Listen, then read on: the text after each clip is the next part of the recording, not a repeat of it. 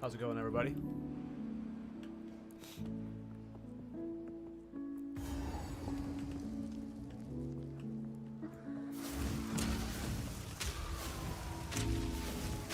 Barely broke a sweat.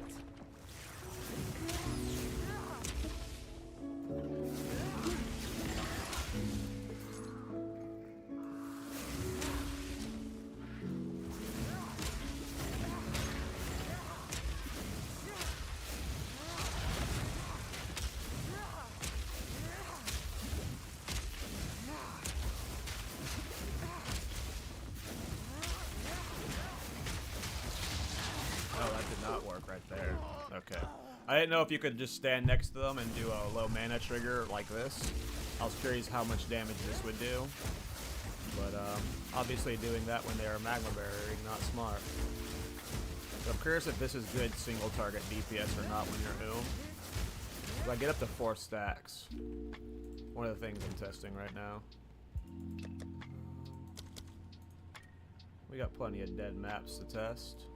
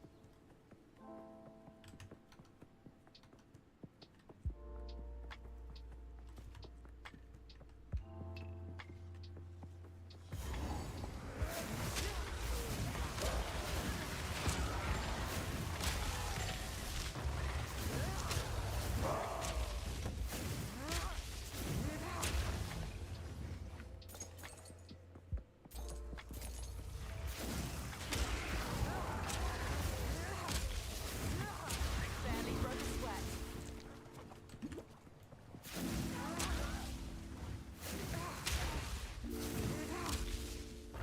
Nowhere to run.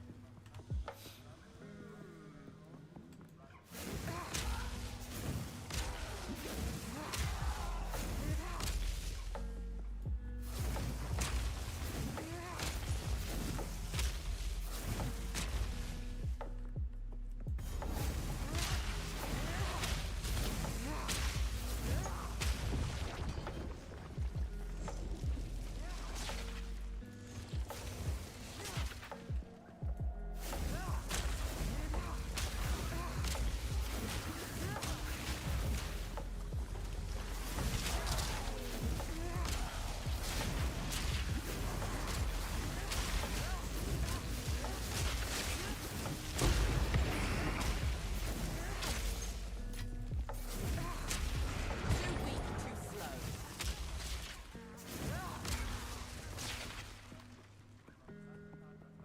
This is working better than I expected, to be honest.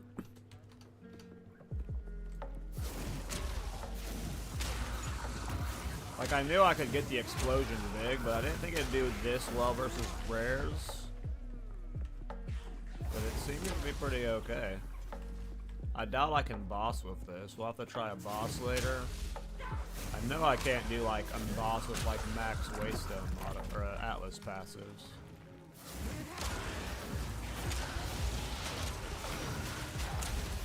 But it's pretty safe because you can just stay so far away from everything. Because look how big the radius gets. run away. Last wave is way down here.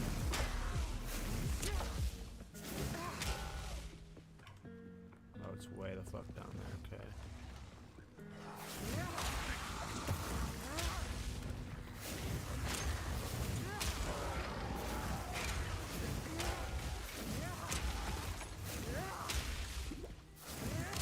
I don't know, it feels pretty fun at least. If you could get this damage amped better, this would be awesome. For at least mapping, like this would be an awesome mapping build. If I could get the damage just a little better. But even then, like 3-shotting a rare that fast is not that big of a deal. The cast speed's so quick. Alright. I don't have any citadels I'm working towards. I've cleared them all now. So now I'm just kind of like going in a direction. I don't think we can handle bosses on this build. So I don't really want to do any boss spots. But I'm like kind of forced into boss spots in all directions. Might have to like character swap for bossing. Because I know this character's not bossing right now. He does not have the single target damage for...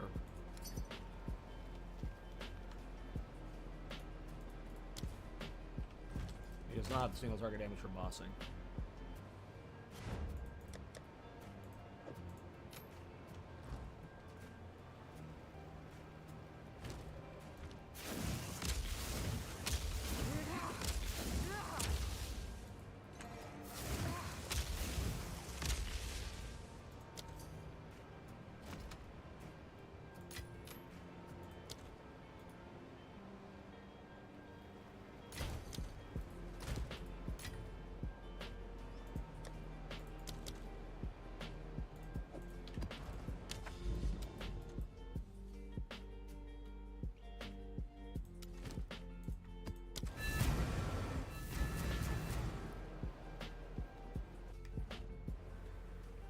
When I try a boss, I'm definitely turning off the acid passes. I know this single target can't be good enough.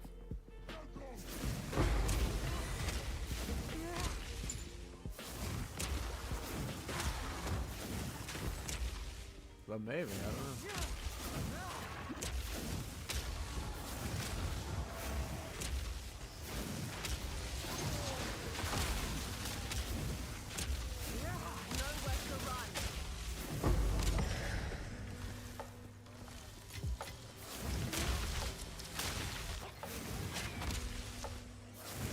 Got my non-strict filter on because I need more support gems.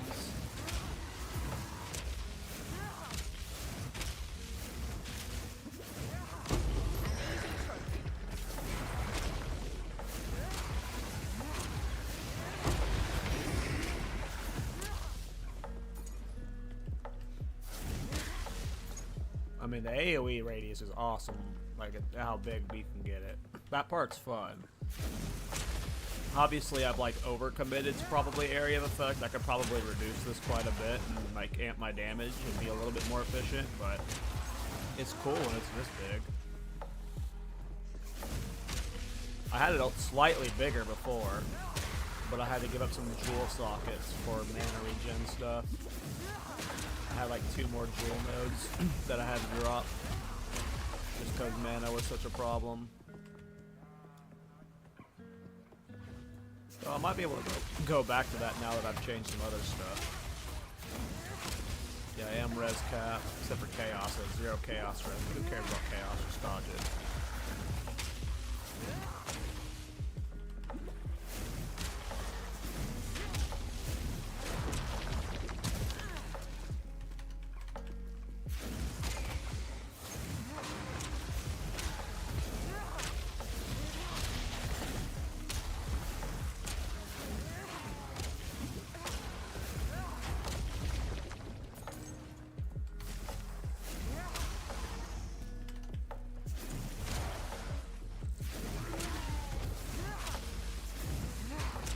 I mean, it's a fun mapping build. I will say that. Like, whether or not it's good at bossing, like, this might just become, like, one of my go-to mapping builds.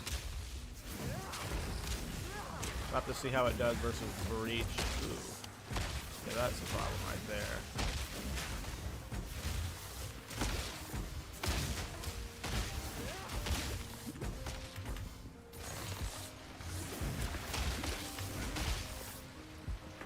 Oh, dude, he's he's proxy and he's mana leech. So like I have to be close to him as I'm doing the damage. That's funny. Woo. Well, if we can handle a rare like that, this build's pretty good. We just got to refine it to be a little bit better.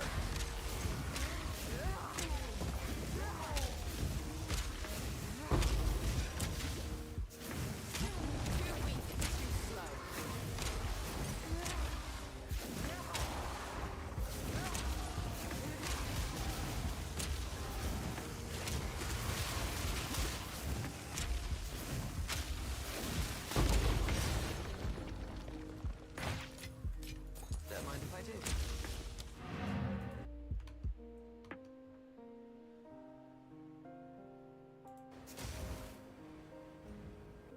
Hey Sniff, sorry, I'm just now seeing these messages. Sometimes YouTube chat's super buggy and it doesn't like load your guys' messages and I have to refresh it. Do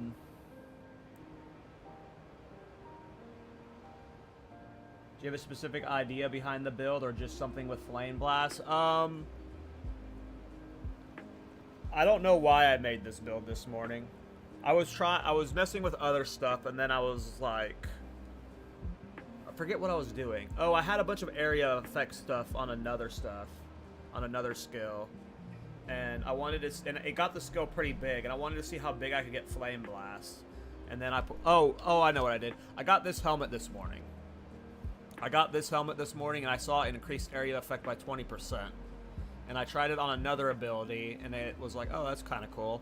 And then I was like, well, let's see what it does to Flameblast. And then I just was like, okay, let's see how big I could get Flameblast's area of effect. And I got it bigger than this, obviously.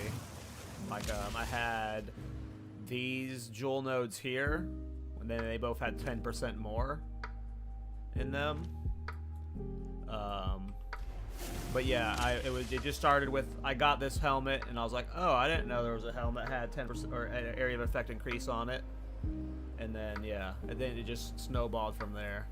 And then I started using the spell, and mana became a problem once I leveled it up. So now, like, all of it's like, all of my stuff is either spell skills to get Flameblast a high level, mana regeneration rate, which I could get a lot better, but as you can see, you burn through mana like crazy. And then cast speed. You want to get to the 10 stacks as fast as possible. That's how I'm getting, like, I'm getting the 10 stacks basically instantly. So yeah, a lot of my, like, I got mana regen on my rings, on my neck, or cast speed on my neck, and mana regen on my neck. I've got mana regenerated into all of the sockets except for one of them's fire res, because I wasn't fire res cap. But yeah, there was no specific goal with Flameblast. I honestly wasn't super interested in Flameblast, and I was just seeing how big I could get it, and then now I'm just like, well, let's see if it can map, and clearly it can map. To improve the clear, you can put cast on ignite, detonate undead. Right now I'm doing temporal chains, blasphemy, and grim feast, because right now, like, as you can see, I put like almost nothing into defensives. I got these nodes here and these nodes here, so I needed grim feast for the additional pickup shit, and then I got blasphemy for just the temporal chains to make sure nothing got to me. But it's possible blasphemy temporal change gets changed out for other stuff. Since I had so much increased area of effect, it just seemed like reasonable, like smart to me to default to blasphemy and temporal chains, just because I had, like, it's going to be increasing the radius on it. But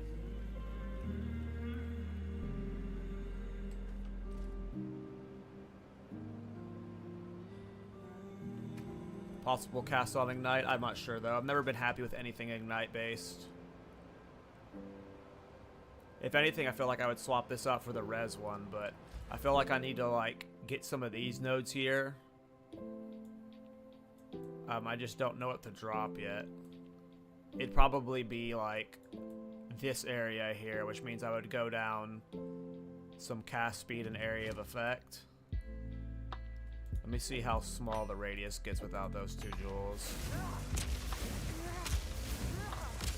Do I even notice that difference? Okay, hold on. This is a good test thing. Alright, let's clear the smoke. Alright, so if we stand right in the middle of this thing, goes to like right there. And if I put them back in, how much noticeable is it? I didn't notice. That's like an inch. So if I drop these nodes, maybe.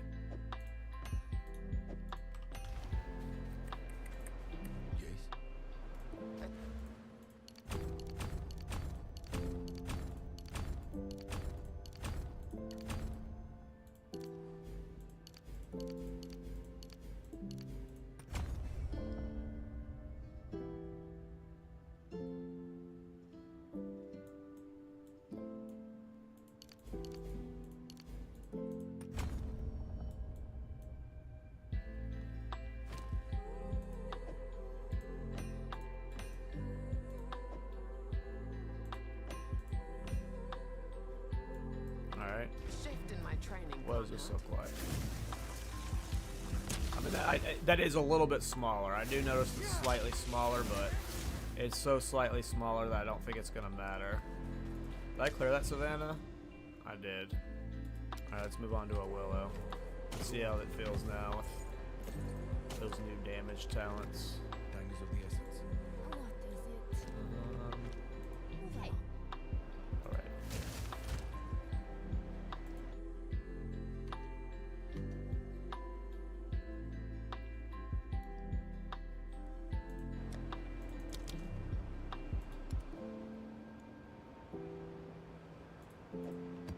Alright.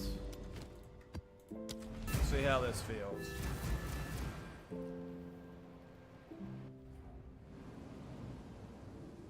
And yeah, I just went Pathfinder because of the 6 additional passive points plus the move speed penalty. You could get away with this on probably a lot of builds though.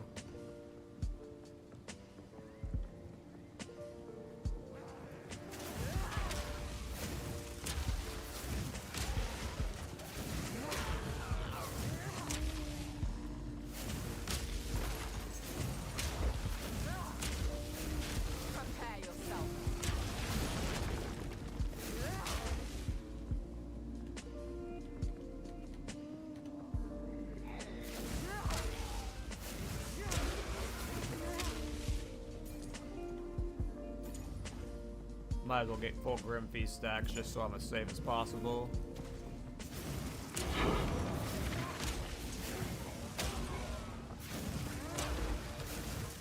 Yeah, I can notice in the map the radius is slightly smaller, but like it's so big that like it makes no difference, right? Like right now I'm at such a big AoE effect.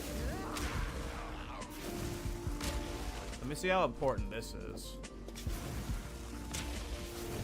Oh, yeah, that's kind of noticeable, right?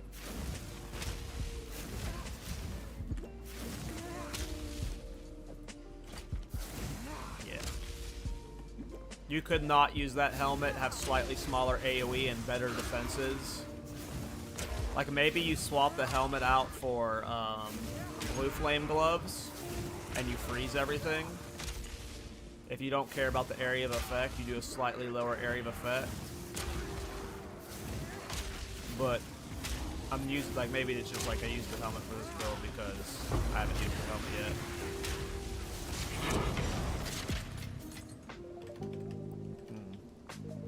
Yeah, it's possible you can just get a better helmet. Then you can take that one helm node that like gives you increase something based on the shield on your helmet.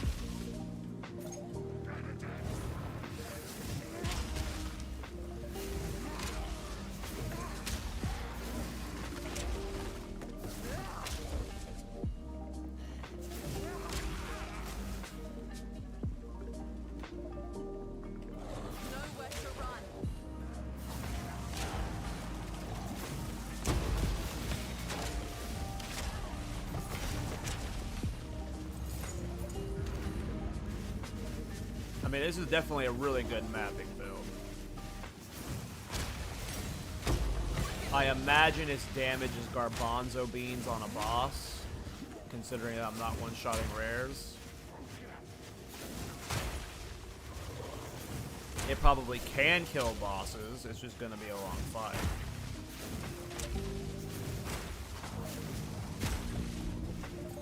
I guess the question I have is, like, do we keep this helmet in to make it, like, a unique build using this helmet? Or do I swap to blue flame gloves and make it a big freeze? I think I'm gonna keep the helmet, but it could be cool if you were freezing.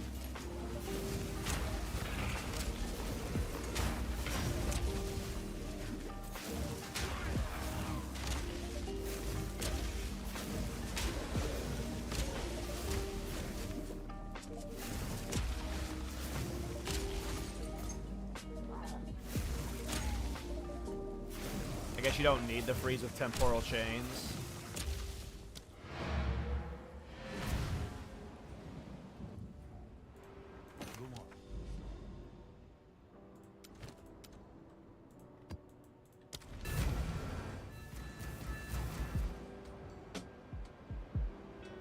Yeah, it might be a fun 3 dragons build. Maybe 3 dragons helmet would make it better for bossing if you're spam shocking the boss. That's a good idea. This might finally be the 3 dragons build I've been wanting to make.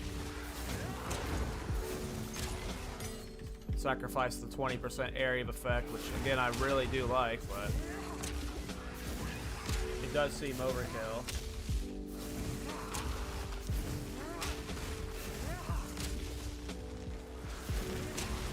Yeah, I wouldn't want to do poison on this build. I do think that poison would be fun for this build, but I've done too many poison builds at this point.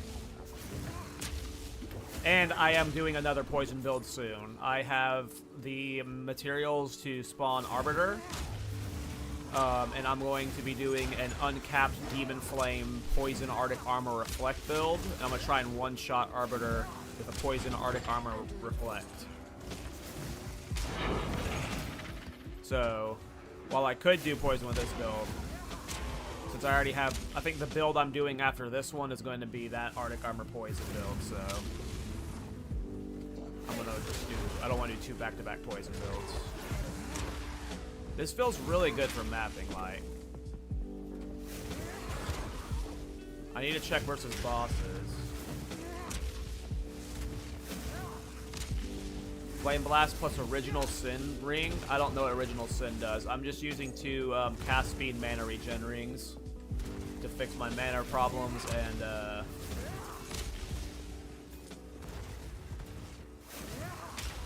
give me a faster 10 stacks. So I'm getting at 10 stacks basically instantly. I have like cast speed everywhere, an area of effect everywhere. But it's just so mana, costs so much mana at level 32 that I just go so fast. So I needed mana regen in a lot of places. Might have too much mana regen.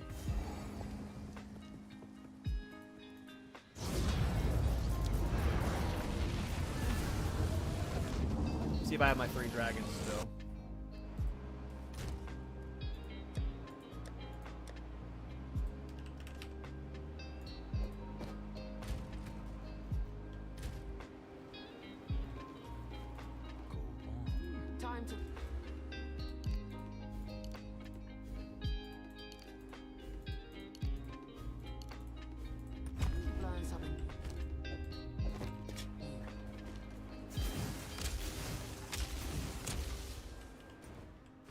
Okay, I did lose some mana regeneration there, and then some area of effects.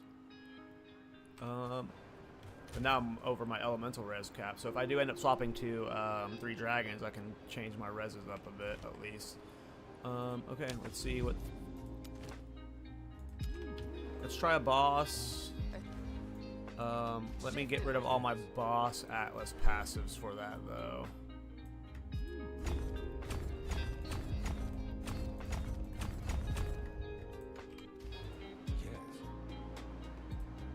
I just gotta remember to put those back. Let's find a blank map. We'll do one of these blue maps. We'll have a 14 I picked up. Nice. We'll do the 14 probably. Does Monster Life include Boss Life? Here, we'll just do the 15 pack size. Okay. Oh, the original Sin ring. I did that ring with With my flamethrower build. Yeah. I remember that one. That one might work here too. Giga amp the chaos damage. If you can, if you don't end up needing the two of, like, I can maybe drop one of these rings and then replace it with original sin, so it's like I'm getting 2 in original sins worth. That might be worth doing. Let's check 3 dragons first. Let's find a boss I want to do.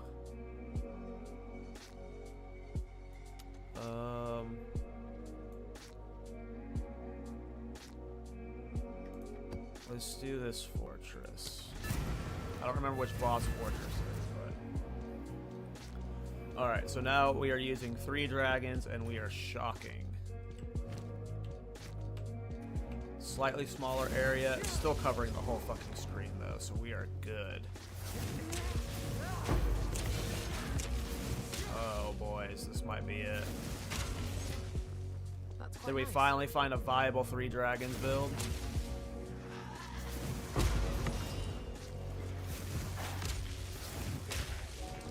I mean, it's still one-shotting everything like the other helm was, but...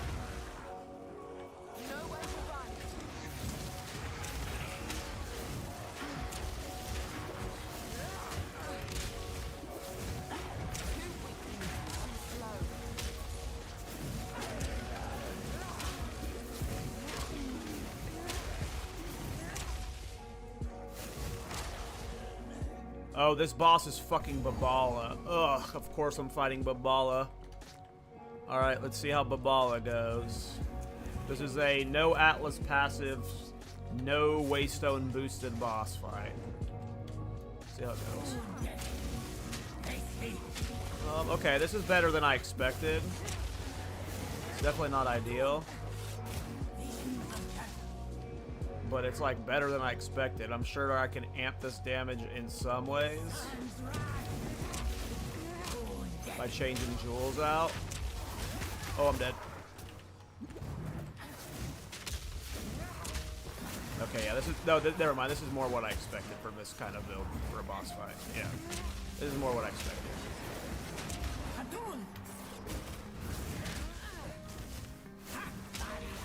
I'm still going to use 3 dragons on it, though. We're going to call it a 3 dragons build. Because there's no reason not to shock with this build, right? Like, why Ignite's useless. The extra area of effect is nice on that helmet, but this is just, like, better, like, effectively across the board. We just got to figure out a way to make this worth doing. Bossing, but like it doesn't have to be a bossing build. It could just be a mapping build. Like it's a pretty fun mapping build. Where is this idiot at? Well, I'm the idiot.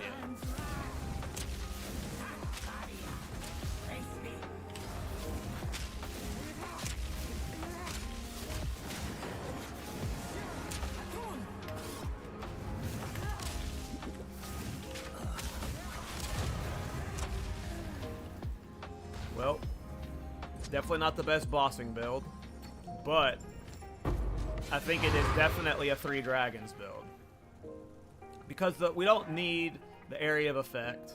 And this helmet was forcing me to not run evasion. I can run an energy shield evasion hybrid now because I'm ditching this helmet. I'm sure there's ways we can make this get more value.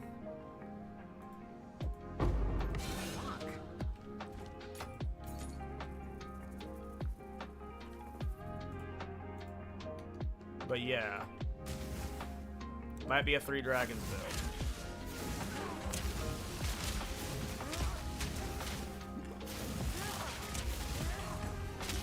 Oh, this guy's a fire res guy. Like, why is this guy so tanky?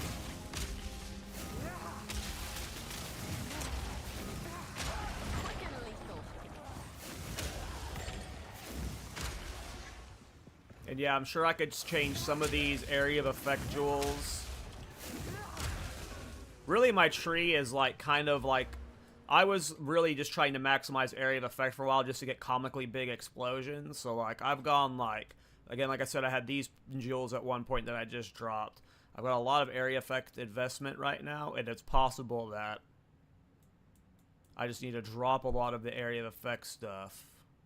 Not all of it, but some of it. Looks like, yeah, I come up here just for the skill speed and move speed. And then I'm literally just pathing all the way over here for area of effect. I don't know, let's see. This is probably about right. I just need to, like, maybe optimize the damage somehow a little bit more.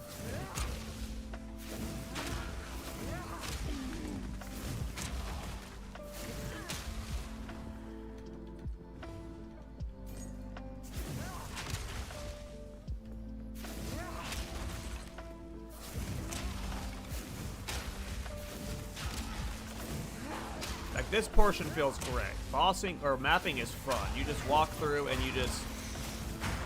everything dies instantly. This part's awesome.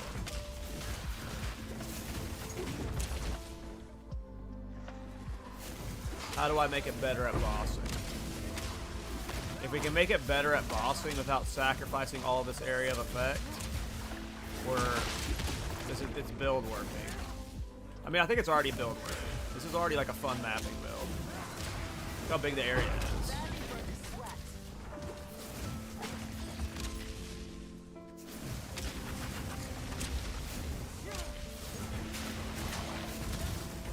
I'm curious what this DPS is. The no mana slam. Not very good. You're better to just wait and get a full charge. Because every stack does more damage. So it's not just increasing the range you're going, but getting the 10 stacks is good deeps.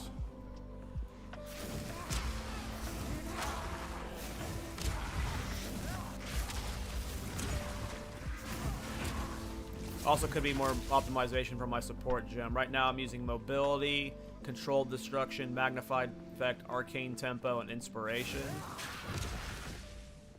Like maybe I drop momentum, go a little bit slower move speed wise. But I don't know how far 2 meters is, so I don't know when I'm getting that boost or not. Prepare yourself.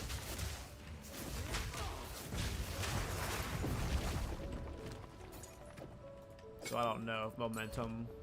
like, I don't know what 2 meters is.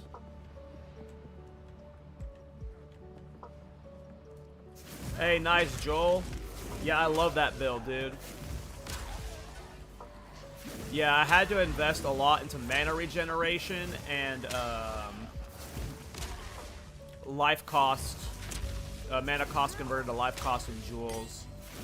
But yeah, I love that build. It's my main farming build right now. I'd be playing it right now if I wasn't testing this out. Probably going to be farming currency on it later tonight because I spent a bunch of currency on this build today. Which is also having mana problems. We keep getting fire resistance mobs. This is like the 3rd fire resistance rare here.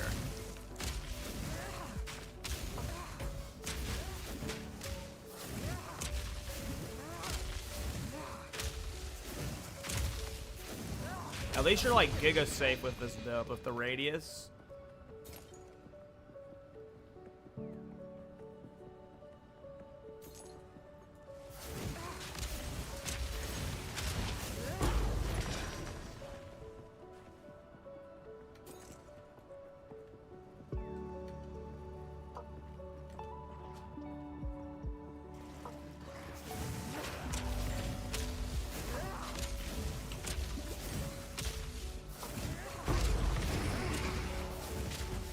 Yeah, this one's fun.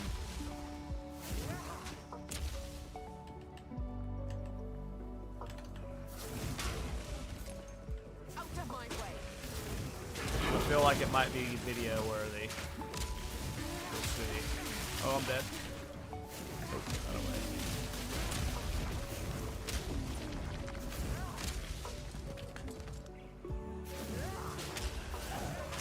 Well, we can clear 15 base bosses, it's just not pretty.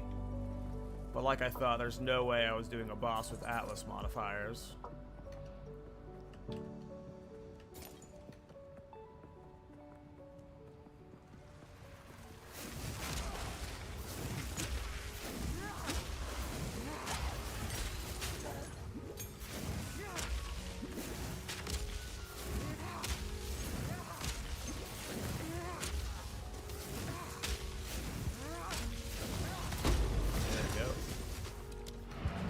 a mob left.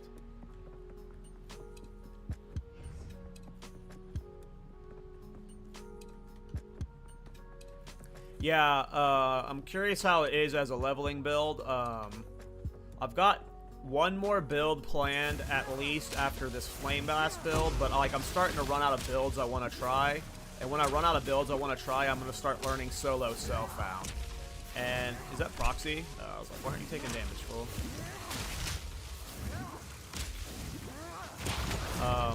And one of the builds I'm considering for my solo... I've never done solo self-found before, so one of the builds I'm considering is a ballista build. The artillery ballista build. So I'm hoping it turns out okay in solo or in leveling. Of course.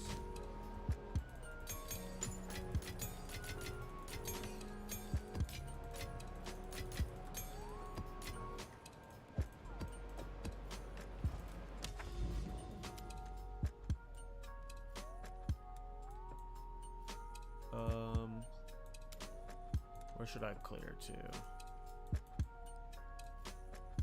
I just don't want to do bosses right now because this build's not good at bossing. There's like only bosses. This is the way I was going, but there's only bosses this way. But I feel like I'm gonna have to run into bosses every way. You know, we're just gonna do this crit because it's got a breach. I haven't tested a breach yet, so let's see what a breach does.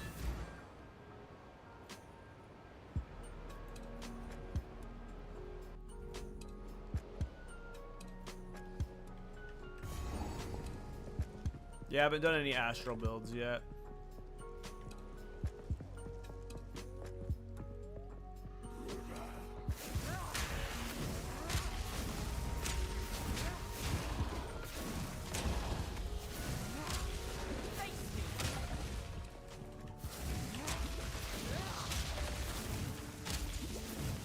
Yeah, I think this one, I don't know.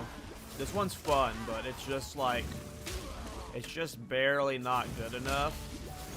I feel like this build's gonna fall into the failed build category. And might not get a video for it.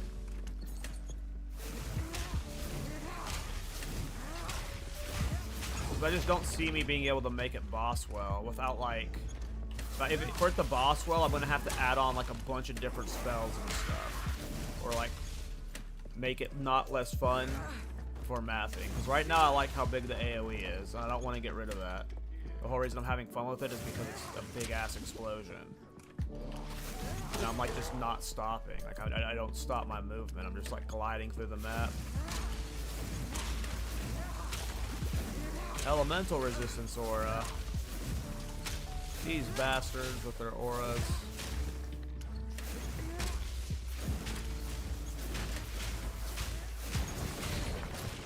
That actually kind of worked. Holding left click there.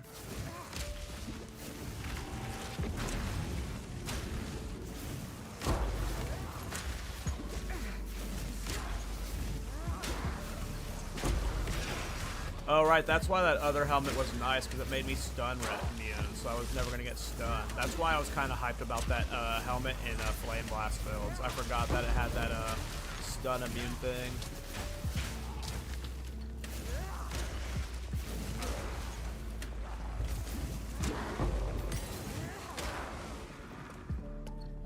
Fortunately, this breach match is like one of the worst dense ones, so I'm not getting like a good test of like getting swarmed here.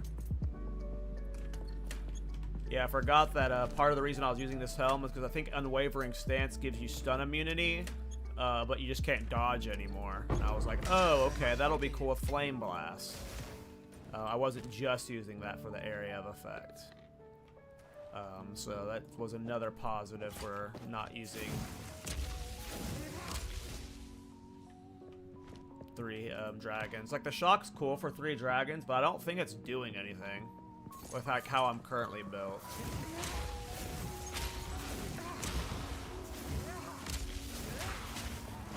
Like swapping to not it, I don't feel that much of a difference.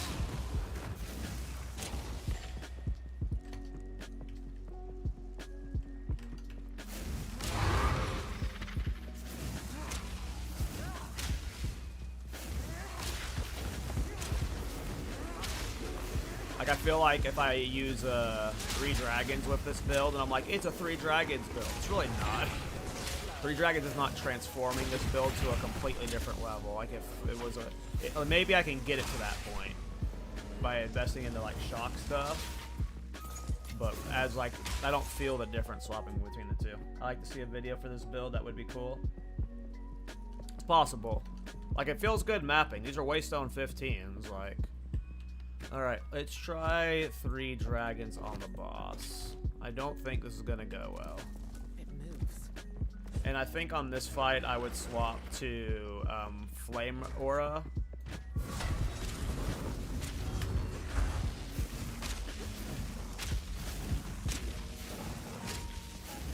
I mean, the damage isn't awful for no Atlas passives.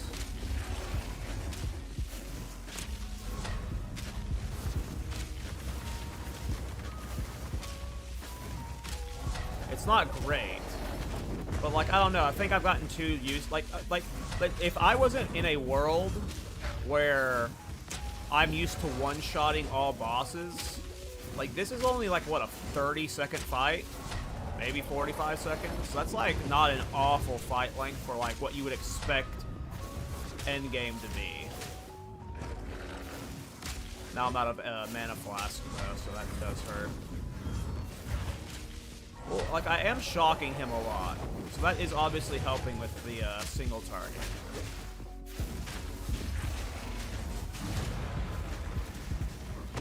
Maybe it is a 3 dragon build.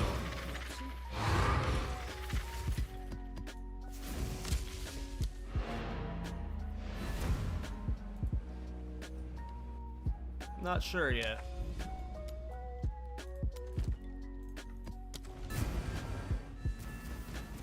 The no stun is nice from that other helmet. That's the option the way there. It's, do you want to shock and invest in the shock, or do you want a slightly bigger AoE and never be stunned? Which never being stunned is, like, obviously super nice. Alright, let's see how Delirium goes with this build.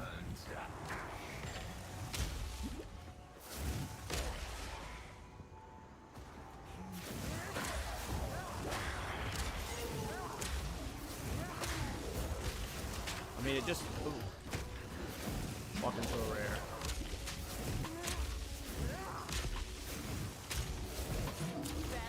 Maybe it is a 3 dragons build, you guys. Can't read chat right now. In the middle of a delirium. Once the delirium ends, I'll read your guys' messages. I don't know. Like, I keep flip-flopping on this build.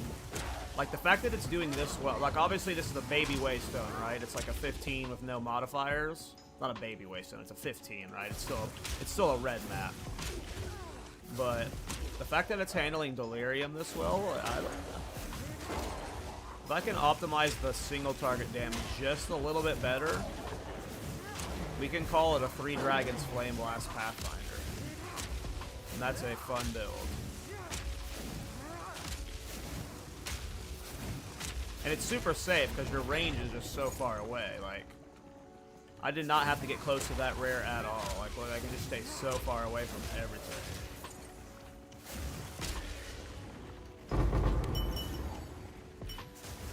There we go.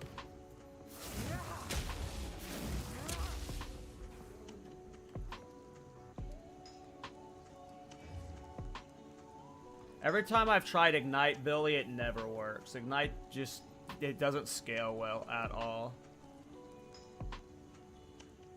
Fist punch only, and maybe one day.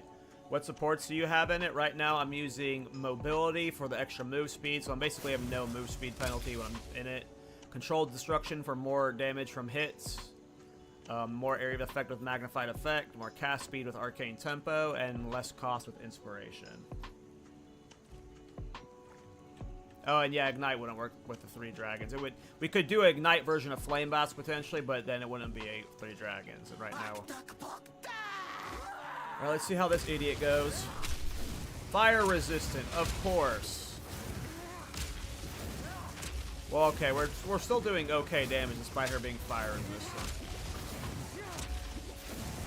We might need to get like a chest with 30 more spirit so I can run flame resistance aura in blasphemy. For a fire resistance mob, this damage is like better than you would expect, right?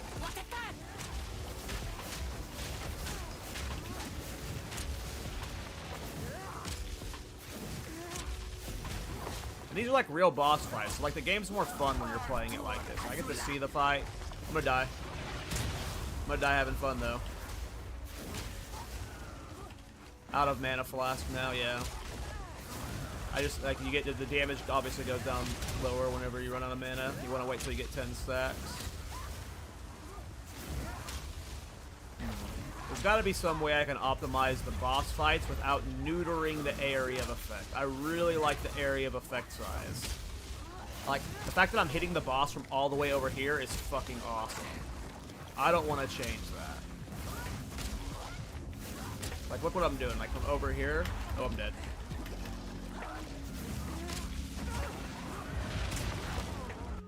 I can optimize the boss damage, but what do we change? Is temporal chains needed? Do we run flammability? Or the flame one? What's the flame one called? Flammability. Maybe that'll help with good amount. Yeah, I don't want to use the Flameblast skill right now. I'm trying to only use flame. I'm trying the orb one. And have a second Flameblast. Oh right, I forgot you can wear two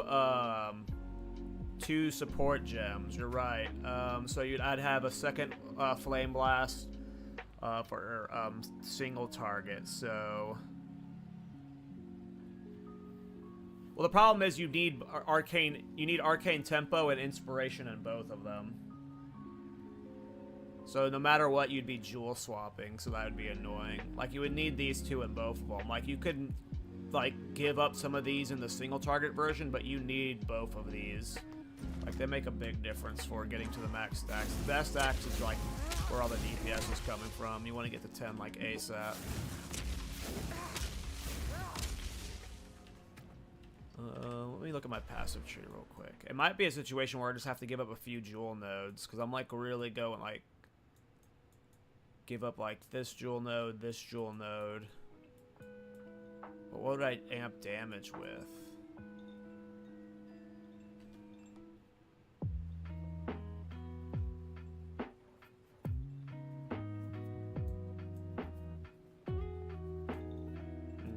There's ways to optimize it. I'm just not sure yet. Yeah, but I don't want to cast the orb thing. I only want to cast Flameblast. I like this gameplay loop right here is fun. Doing this right here is fun. So like right now my goal is making the build only doing this. I don't want to cast any other spells besides this ever. I just want to run through the map. Oh yeah, no, yeah, I didn't say that directly.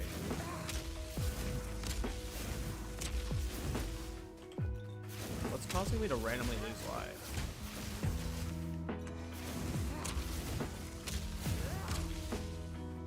Aside from cast speed, what is causing you to reach max so fast? I think it's just cast speed. I have, where's all my cast speed? So cast speed's in a lot of my jewels. Like, they all have 3 to 4%. I got that 3% cast speed. These are cast speed. These are cast speed. And then arcane tempo. And then skill speed here. And then skill speed here and here. So it's all from passives, really. And then the arcane tempo.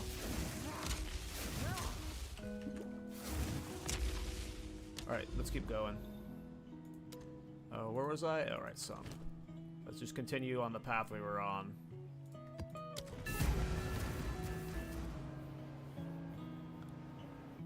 Gonna be a way to optimize the single target without sacking the AoE. There has to be. maybe flammability was enough. Because right now we're not. I have to get ready, used to not running temporal chains. It was easy to kite stuff with temporal chains. I might need to get a new chest with more spirit so I can. That's why. That's one of the reasons why I was running this helmet and not 3 dragons. Is because this helmet gave me stun res. I was never immune to stuns, and the temporal. Okay, we need to buy a new chest. I need a chest with spirit, I think. Maybe a ring, an amulet with spirit. I need temporal chains and flammability, but maybe I have to like swap because I can't run both. I don't have the spirit for both. That guy blitzed me with blasphemy and without temporal chains. If I had temporal chains there, I might have lived, but I also got stun locked. And I don't have any stun res right now because I was running this originally, so... interesting things to optimize for. Because I obviously don't want to be swapping helmets for bossing. But everything gets a lot easier. Like, this is 21 to all res on it. This becomes like a huge... Like, right now I have so much towards res on gear. But 21 to all res is really nice. So, like, I might be, like, having to re-gear off stream around 30 dragons. Because right now I'm geared around Unwavering Stance, giving me immunity to stun. And then the extra area of effect on this helmet. So I think I will be building this around 3 dragons. It's just right now all of my gear is itemized for this one. I need to get more spirit so I can run flammability and my blasphemy with alongside temporal chains. So it'll be these 2 in here. What does that make the spirit cost more? Is it like plus 30, right? Plus 60 spirit per socketed curse. So I need a lot more spirit to be able to run both of these. Okay.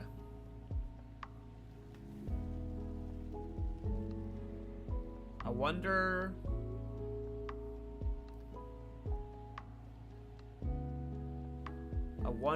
if this is a Chronomancer build. Because the Chronomancer has the random increased cast speed thing, and then it's got the slow aura. I would just be 30% slower because I wouldn't be using this. So it would look like this.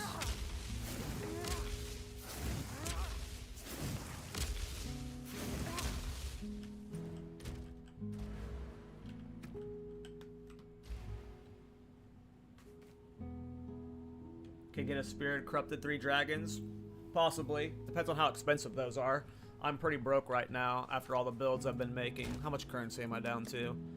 4 divines and 350 exalts. Yeah, we need 60 more spirit. And then, of course, I think you would want more than that because you would want to get additional sockets in this for, like, the buffs to your curses. So I can get more spirit on my amulet.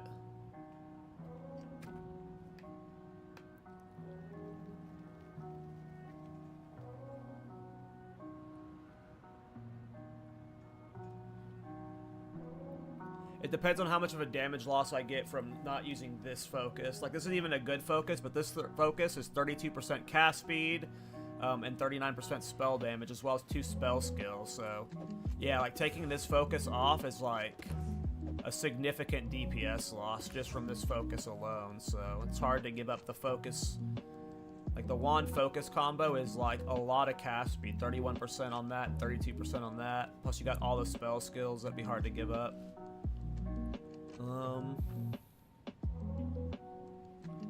I like the idea of building around 3 dragons, though. Oh, if you quality the curses. I didn't know that. I've only ran Blasphemy once before, and I didn't do that.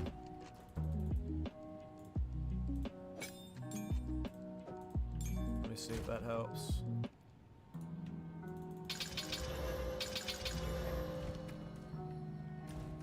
See if my spirit cost went down. Oop, not the right one.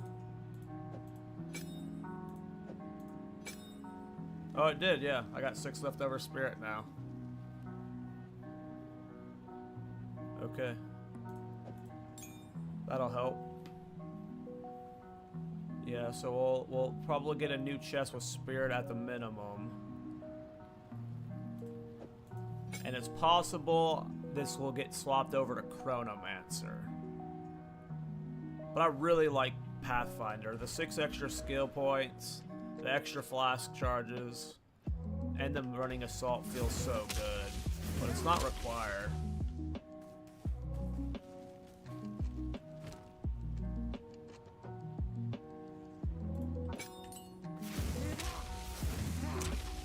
It's not that bad though,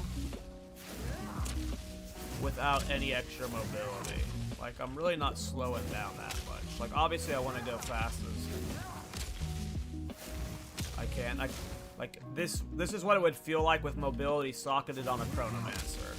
Because I have the passive giving me 30% from Pathfinder. And this doesn't honestly feel that bad.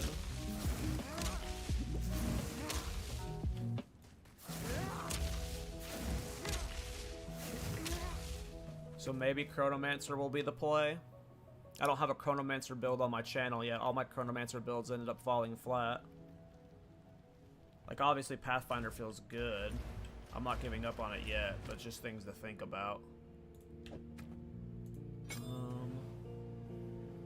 What's Alpha Hal?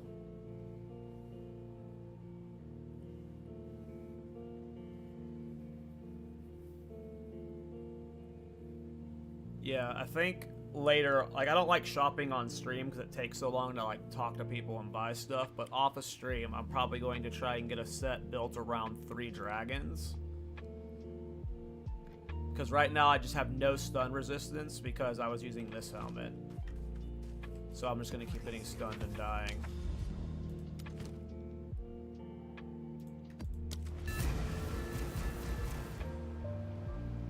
Oh, interesting. Yeah, that seems good. If you weren't trying to... I'm trying to force 3 dragons in a meme build version of this.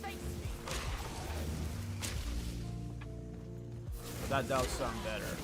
It would solve, like, most of my problems and make this build just safer. This is already pretty good, though.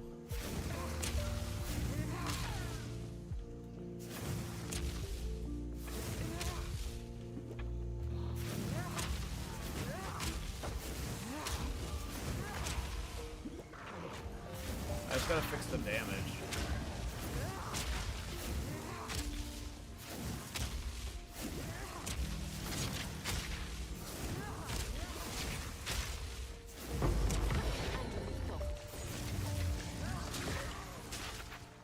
I'll just go check over here just to be safe.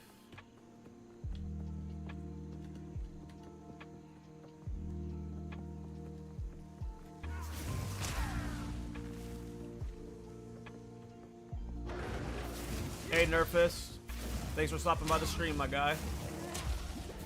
Yeah, I love that build. I'm thinking about, like, I've never played solo self-found before. I'm thinking about using that build as the base of my solo self-found run. I'm not sure yet, though. I haven't figured out what I'm going to learn solo self-found with yet. But I like that build a lot. It's really fun, really safe. Just don't know how it will handle SSF.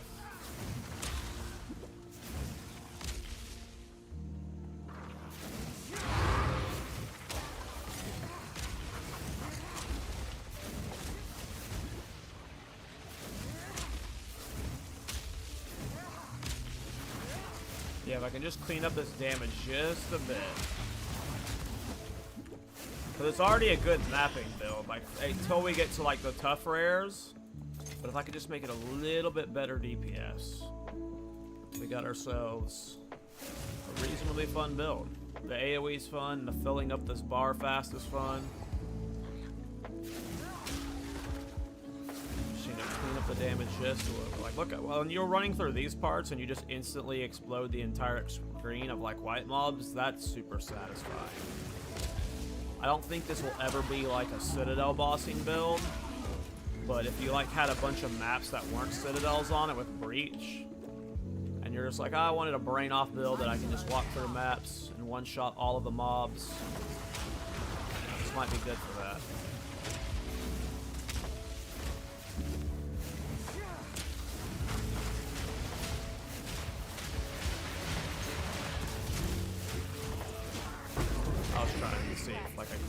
gun him down. Didn't feel good.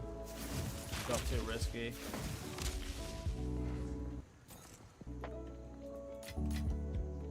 Oh, right on, man. Yeah. It definitely seems like a pretty good leveling build. I don't know what the earliest level you can get that jewel is, but... or that gem, but, that might be what I do for my solo self-found.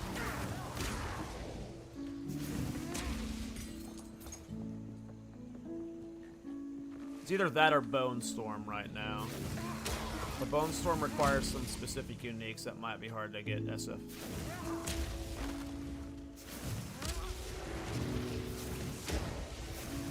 Oh, you get the arrow one pretty early? Yeah, I didn't like the arrow one.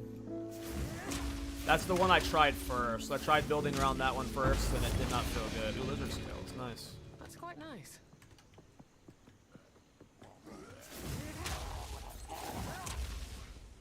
I tried Bone Cage a couple times early on.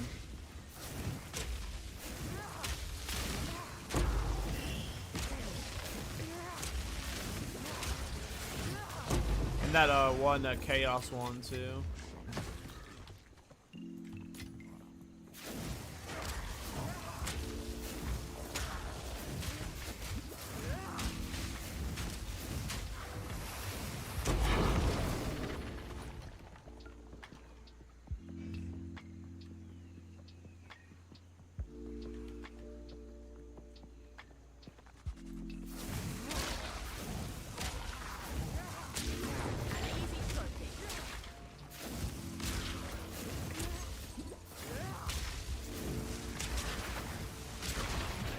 I don't think so. I'm not building into any skill effect duration.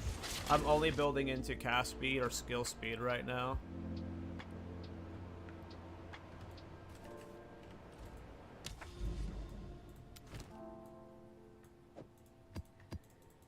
Just get this hideout cleared.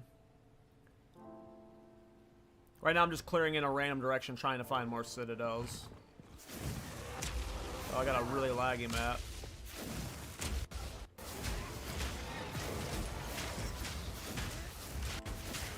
I got zoned out and in. This lag is crazy.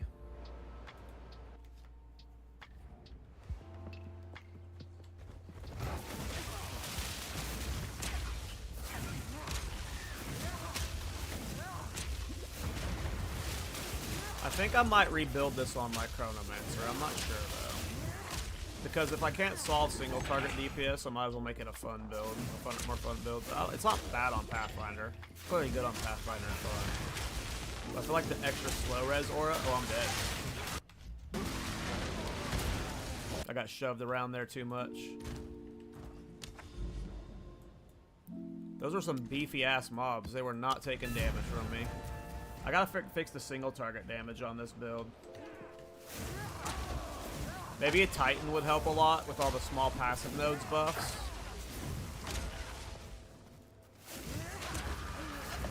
I just don't want to sacrifice all the AoE I've done.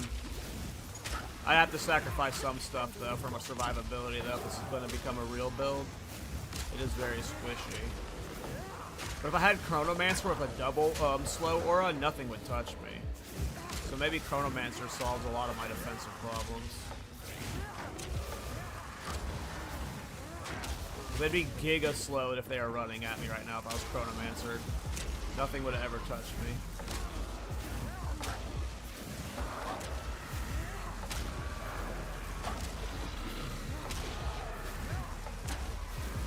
Oh, that seems fine. I just can't, like, face roll on this stuff. It's just Pathfinder is, like...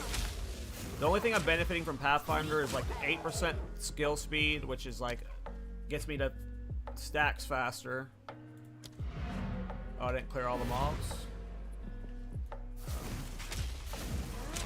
The move speed reduction, which is okay, but not required.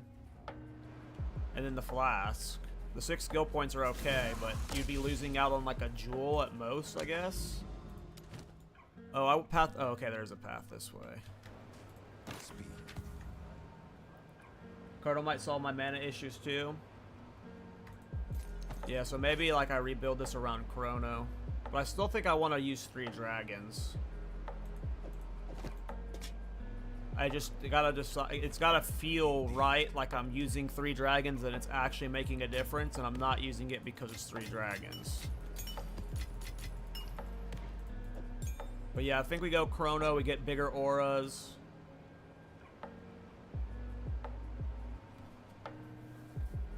Well, Chrono has the cast speed every 12 seconds, which would be like faster Flameblast every once in a while. You'd have the slow aura, so things wouldn't get to you as fast. It could work. Wish I could sort by rarity. We're just doing baby maps right now.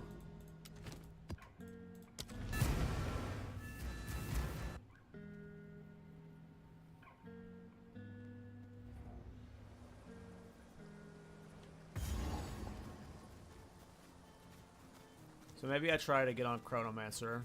I swap all this stuff over later and give it a go. Because basically all of this damage transfers over from Pathfinder. Like, Pathfinder is really just quality of life, and like, you get extra reach. It's like you have a slightly longer arm. It's like you're Kevin Durant. You're like, your wingspan is just a little bit better, so it lets you get a little bit more. Barely broke a sweat. If I just swapped all of this over to Chronomancer, it might feel better.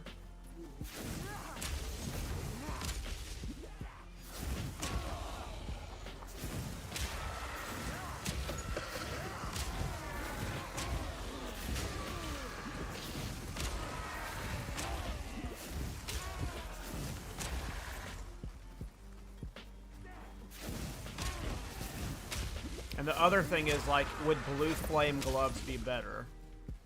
Like, obviously we'd have to draw 3 dragons then, but like, does freezing make this build better?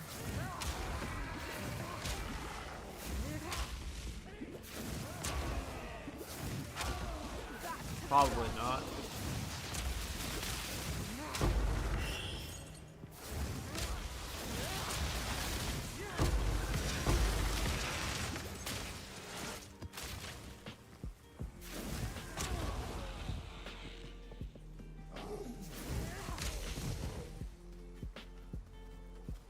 I mean, I do like the move speed I got going.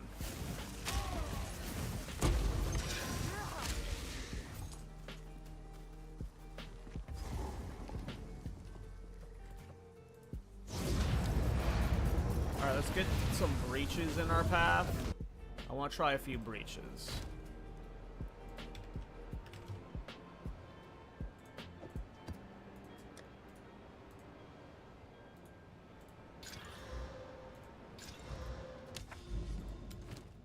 Okay, so we do have a way out this way. Alright, so we can get across this river. Come on, breaches. What's this? Ooh, a way to level. I have a place I can level. Well, I'm not leveling any characters anymore. Alright, we got a couple breaches this way, and then some bosses. Alright, let's see how it'll go.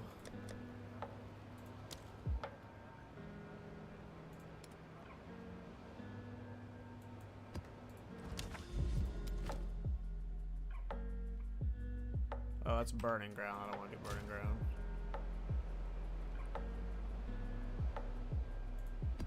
Enfeeble, we'll see how an enfeeble feels. Not wearing my stun immunity helmet, so might get one shot.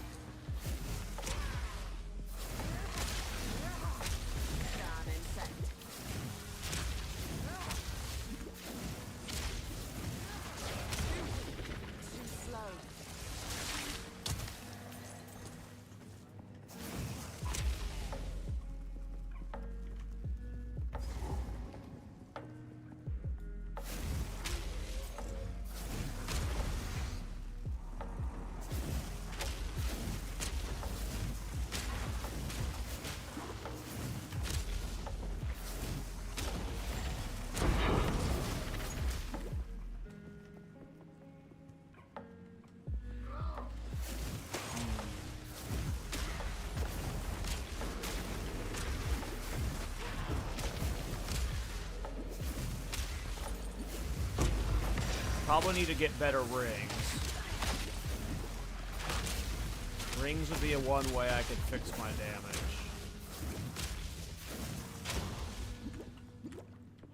But my brain keeps thinking now that I've started thinking about Chronomancer that like a lot of my problems get solved with Chronomancer, and the only thing I'm losing from Pathfinder is just I slightly slower.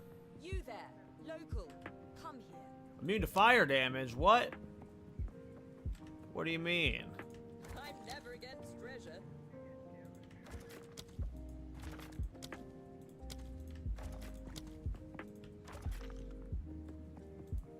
I hate Expedition, it's so boring.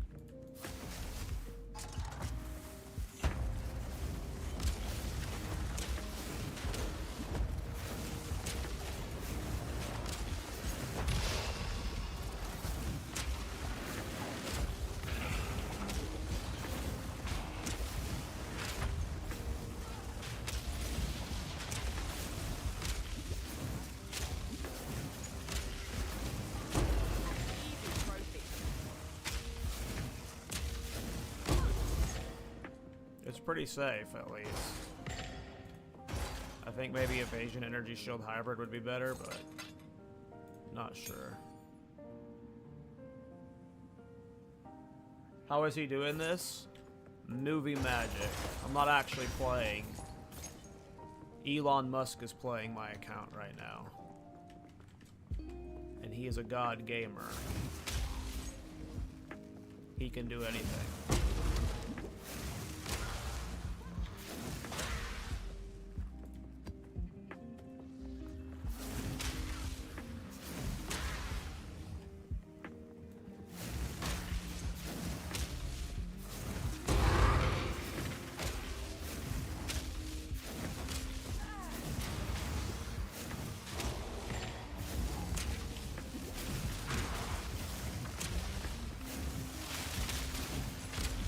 Depends on what's on Zoph's amulet, because right now I'm getting cast speed and spell skills from my amulet and mana regen.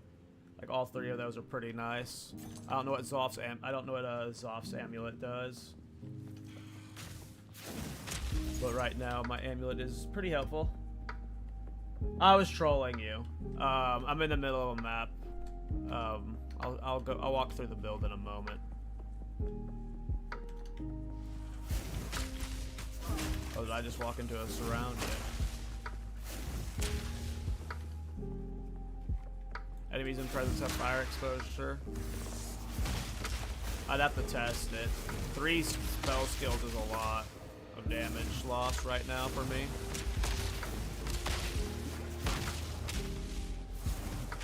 What is this guy? Why is he so tanky?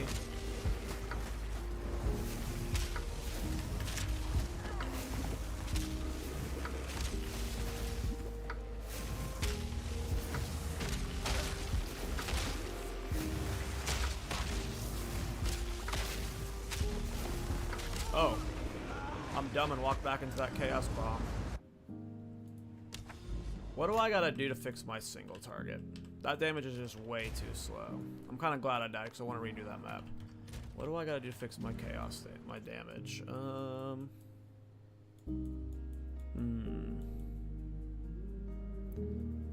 Do I need to swap out these cast speed or fire damage area effect? Is that gonna be a significant damage increase?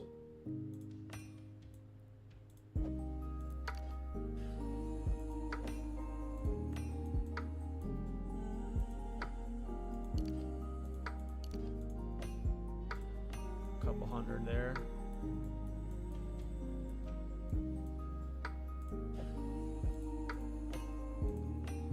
Should have dropped all of those cast speed nodes for a little bit more fire damage.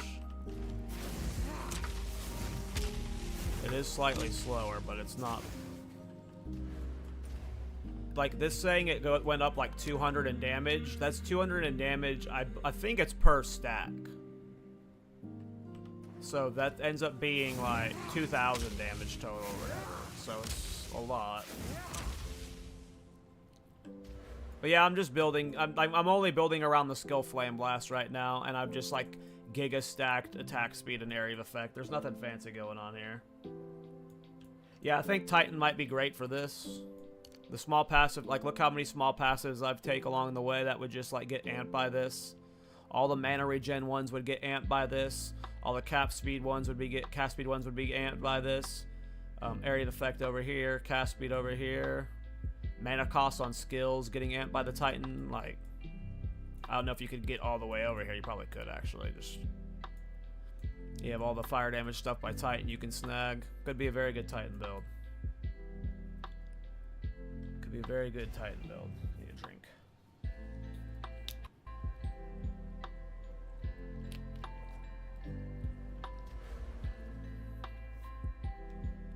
Oh. Like, I already feel like I've got too little defensive, so it's like, I feel like at some point, if it's a real build, I have to, like, move points around to get stuff into here and here, because this is not cutting it.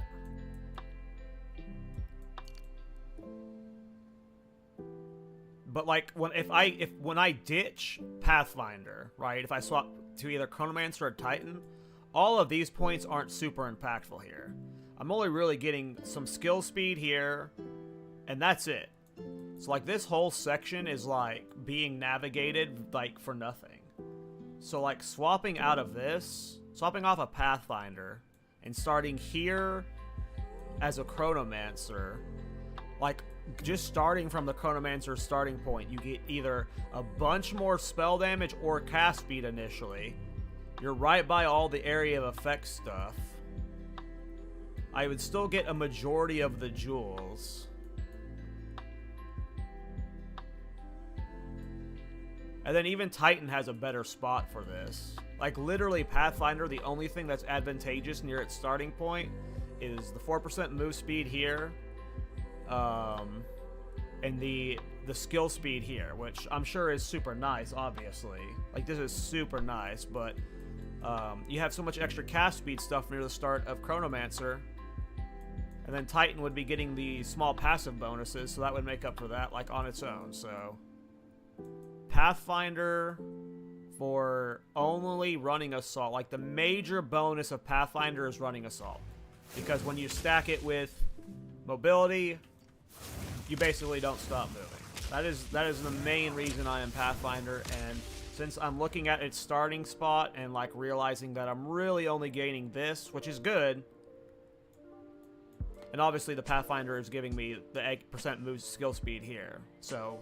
Chronomancer will probably be slower, but it also has that 12% cast speed every 15 seconds or whatever it is. Or whatever that thing is. I'd still probably get this many jewel spots, or close to it. I would get either a lot more fire damage, more spell damage, more energy shield. Like, I just feel like Pathfinder is...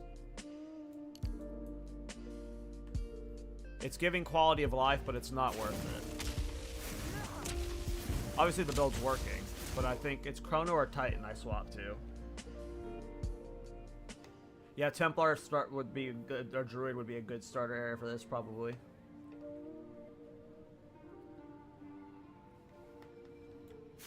Like, this is really cool, but this is what, like, so let's say I'm running Chronomancer or Titan, and I'm using Mobility in the jewel slot. This is what it would look like, because I still have this, so this is essentially functioning as if I'm using a 5-link with the Mobility. Like, whatever, right? Like, I'm not missing out on anything there. This feels fine. So I think I'm going to do some more maps right now because I'm still having fun with the build, but off of stream, I'm going to move all of this, rebuy some stuff over, and rebuy some new items, and reset this up on my Chronomancer. Either Chronomancer or Titan, but I have multiple Titan builds on my channel. I don't have a single Chronomancer build yet. All my Chronomancer builds fall short, so might do a Chronomancer. But yeah, I think Chronomancer just solves so many of my problems I'm having, and it'll just be way better.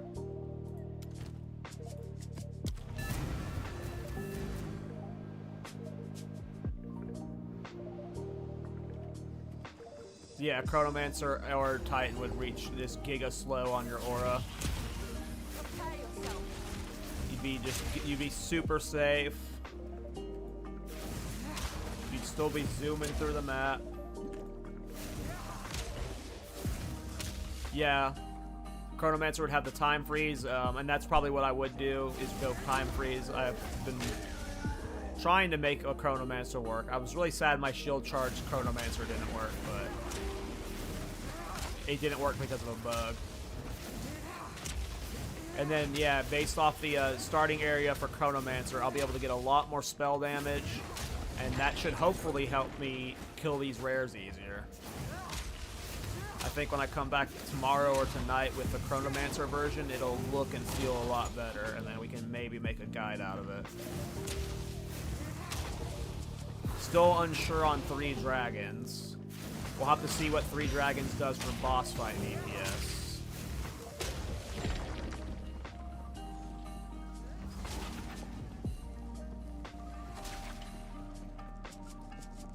What classes haven't you done yet? I have all classes at Endgame. And I've tried making builds for all of them. It's just sometimes the builds I try aren't good enough to make a video for, so I don't. I think I haven't done a video for Invoker Monk, or Chronomancer. I think I've got videos for every other class, though. Oh, I don't have a video for Stormweaver yet, either. Which I still haven't given up on that, that Storm spell yet. We were trying to make that Bone Storm Fire Storm build work last night. I haven't given up on that yet, but I've kind of given up. I'm putting it on the table for now. Oh, this is a Fire Res mod. He still kind of died kind of fast. Yeah, we just got to amp this damage. Have you done with this build Blue Flame? No, I thought about doing it with Blue Flame. And it very well could become a Blue Flame build on the Chronomancer. Right now, I'm just trying to see the... Like, I don't want to do Blue Flame because I'm trying to see the viability of 3 dragons. But it's possible that we go back to using this helmet with Blue Flame bracers. I mean, you don't even actually need this helmet. I just kind of like this helmet. But... yeah, Blue Flame might be the play.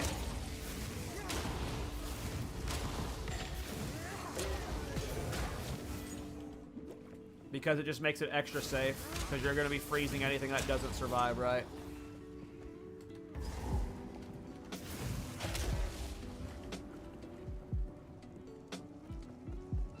What's your favorite build that didn't work out? So I was doing my Titan is called Cal Bomberman. And I was trying to do like a Bomberman theme build where I was using Frost Bomb and Living Bomb. And I had Living Bomb Giga Amped. And like Living Bomb was super fun and awesome. Like it was clearing super well. But the boss damage just wasn't there. It was probably worse than this build for bossing, to be honest. Because Living Bomb is a skill from a staff. So there's only so many ways you can amp its damage. And because it's a staff, you don't have a focus, and it doesn't have a Prism of Belief because weapon skill spells don't have Prisms of Belief for them for whatever reason. So I couldn't get its damage very high. One of the best ways to get its damage high was through a net that gives you an extra use of Living Bomb, but you lose so many spell skills by using that it just didn't end up working. But yeah, that was a build that was really sad that didn't work. Living Bomb was a lot of fun. I leveled with Living Bomb staffs the entire... Like, my Titan got to endgame 1 to 80 using only Living Bomb staffs. I think you can get the earliest Living Bomb staff at, like, level 14 or something. And I was just, like... I bought a new Living Bomb staff, like, every 4 levels to make sure my Living Bomb skill was consistently leveling up. And it was super fun. It just did not have any boss damage. I tried solving the boss damage with Frost Bomb, but it didn't feel good enough.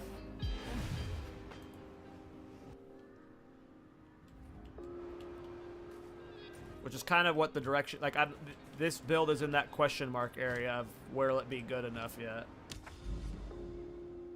Yeah, I did a bunch of minus skill effect duration. So I was like here, I came up, I got reduced skill effect duration here.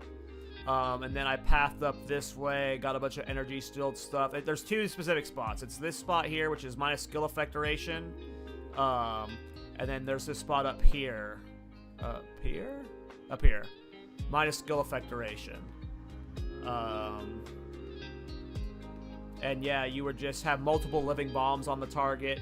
I had it to where they were instant exploding basically, and you're just holding left click. And the cool thing about living bomb is it costs no mana.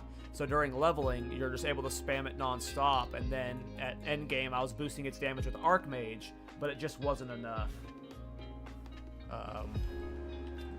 I know more about the game now, and I'm aware of more uniques and stuff, so like maybe there's a way to revisit Living Bomb for single target, but I just couldn't get it. I really wanted to make Living Bomb kill bosses on its own, and it was really good for mapping, like this build is. It just wasn't quite there.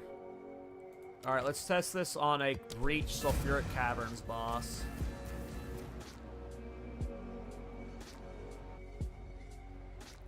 Yeah, I saw some other Titans doing that, where they were using Living Bomb for clear, and then they were using, like, Detonate Dead or something to kill bossing, and I didn't want to do that.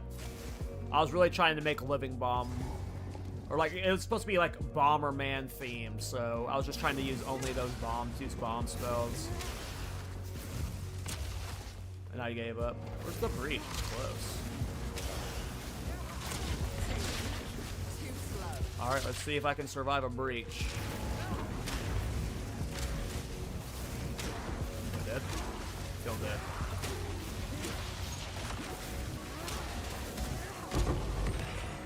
Do I have the stun moon healthy on? I got stunned there. I thought Unwavering Stance. Oh, it just doubles your stun threshold. I read something that said this was a stun immunity. That makes this helmet way worse. I thought it was a stun immunity. Maybe it was in PoE 1 that thing is stun immunity. Yeah, that makes that helmet way worse. It's definitely being dropped. Yeah, I thought I saw that Unwavering Stance was supposed to be stun immunity. But you cannot dodge roll. I haven't even noticed I haven't even been dodging. That's crazy. That's how bad I am at this game.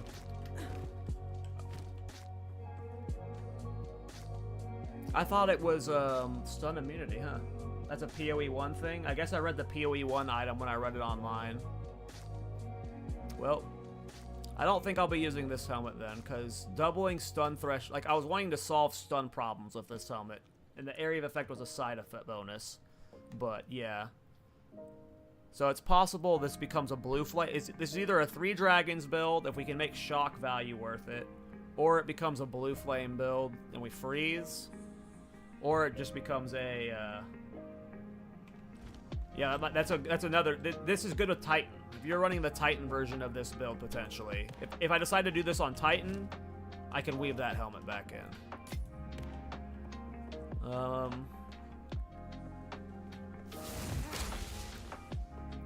Well, good to know. That probably explains why I was, like, getting confused and dying so much. I kept getting surrounded by stuff, and I would try and dodge roll out, and then I wasn't doing it. And I guess I just never noticed that I wasn't actually successfully dodge rolling. So I'm not dodge rolling much right now. It's like very, like, you don't dodge roll with this skill. You just run forward and you hold left click and then you let go. So if I had invested in the stun threshold, it's not that bad, but I don't know, the dodge roll is OP for bossing, so I think maybe it depends on if the 3 dragons is worth it. I have to see what boss damage looks like with and without it, and with like shock investments. But I am gonna go ahead and just guess that 3 dragons is not worth it, and it's gonna be better to use just an energy shield, like rare helmet, and then we find like a fancy glove to use, like blue flame. Maybe painter's gloves.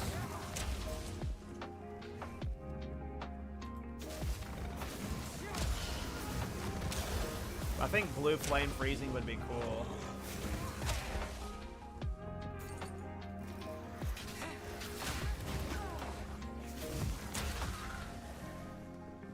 Yeah, I'll have to definitely set up something like that, Nerve.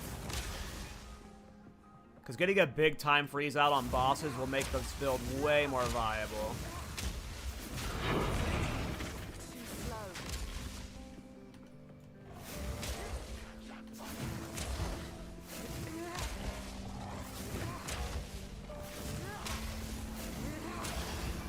Alright.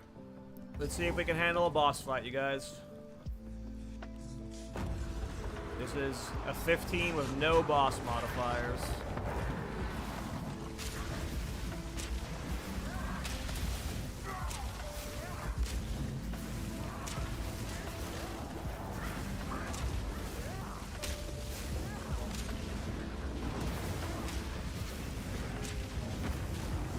Don't die, don't die, don't die.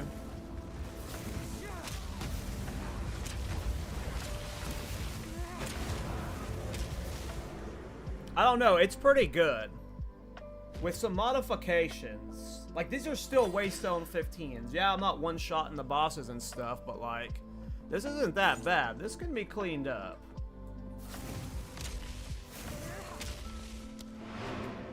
Considering my gear is like poorly min-maxed, I'm using a silly 3 Dragons helmet, which I have to test if I can like scale it or not. It's way better than I expected. I figured boss fights would be like 3 minutes of like no damage.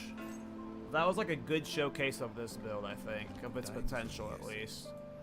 We'll at least be spending another day on it, trying to see if we can get it cleaned up. Sure. Oh, I haven't finished the map. Are you running high ES? Right now, yeah. I'm not sure if I should be running Energy Shield Evasion Hybrid yet, or just high ES, but probably high ES on the Chronomancer. Oh, I got the lag bug when I load into this instance. Yeah, and basically nothing would ever touch me when I was Chronomancer. So I don't know exactly what it is about Ignite that's bad. I'm not like a math guy or a PoE1 like super veteran. The way like the people explain it to me is that Ignite doesn't prolif well or something. I don't know. That's what they say. It just doesn't scale well compared to everything else. Like the math is just bad behind Ignite. I haven't like looked into what that means, but that's what they say. The best explanation I can give you. Every time I've tried to use Ignite, the only time I've had an Ignite build work was when I was running Incinerate. And that's because the entire skill is making Ignite damage happen, so.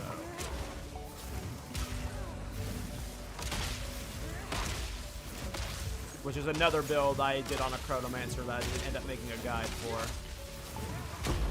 It was okay, it just wasn't fun. It was a good build, and there was other Incinerate builds out there, so. You just moves through the map so slow.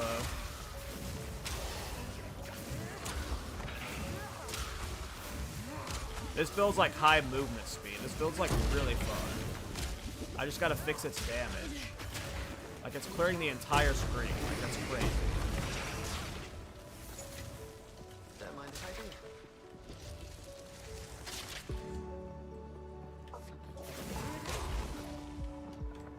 Like look at that. Look at me killing these mobs from down here. It's a cool build. I think this will be definitely getting a video. We just gotta figure out if it's gonna be Chronomancer or Titan. Right now I'm leaning Chrono. Just because I don't have a Chrono video, but Titans are just so good. Alright, let's do the Savannah boss.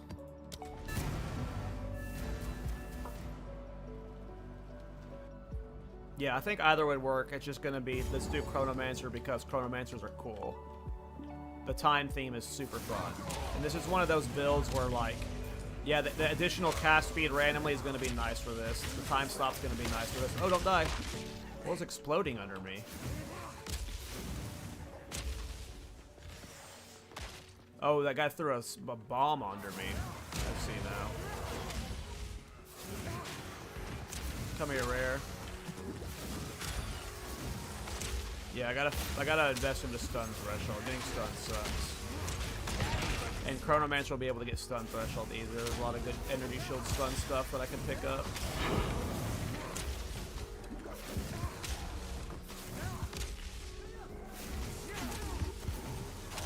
I mean, this is like this portion right here, like these sequences where you're just like running forward. Oh, I'm dead.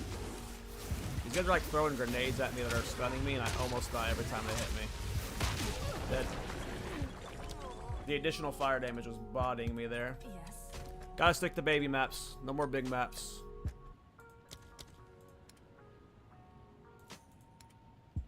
Here's the baby map. Alright, let's do the Oasis with a Breach. Yeah, and Chrono will have me more so, like, Chrono will have the extra slow. Maybe I do, like, the teleport back in time thing. But yeah, definitely swapping this off of a Pathfinder. Pathfinder's good, though. If you play Pathfinder and you want to run it on Pathfinder, this is an optimized, you can probably do it very well.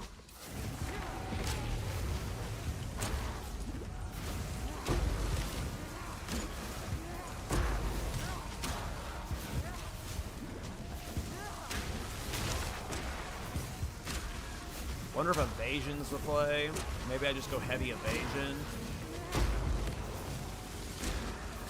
It's handling breach fine. Like it's a baby 15, but if I had better damage, which I will on Chronomancer, I'm sure I'll have way more spell damage on Chronomancer. Let's try and clear the other way. See if we can get there before it's done. So there's plenty of mobs up here so we can get a big flood. See what a big flood feels like. No, there was no big flood.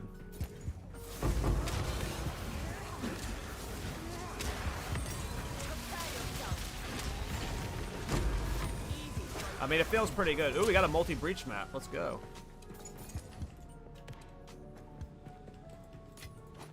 That's quite nice.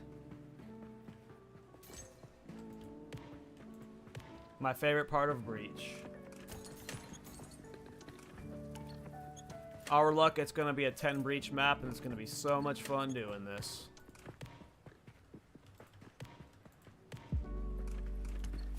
Yeah, this is pretty nice, though. I love the range. If I need to keep the range and fill-up speed roughly this speed.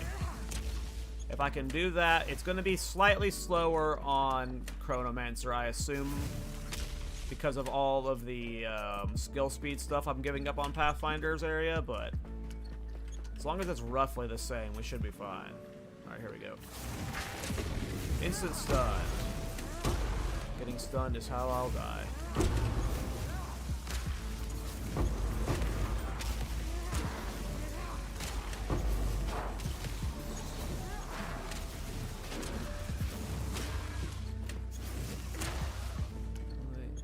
This way. I mean, I don't know. I keep getting surprised at how well it's performing on mapping, because its single target feels so bad, but it's honestly a good mapping build.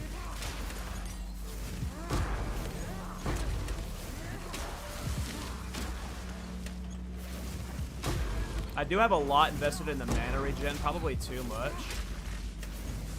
Like, I bet you I can get better ring setup and better weapon setup. That just gets my damage just a little bit better for single target. I'm being pretty careless with how I'm running forward right now, too. And I'm still doing fine. Like, that's a... I don't know, that's a good showcase for the build there. If it can handle 15 breaches, being this unoptimized, I have hope that I can get this really good with Chronomancer. Obviously, this isn't going to be a Citadel bossing build. I don't think we're getting it there. Like, maybe it can kill Citadel bosses in like a minute, but this would not be a build that I would like make for Citadel bossing.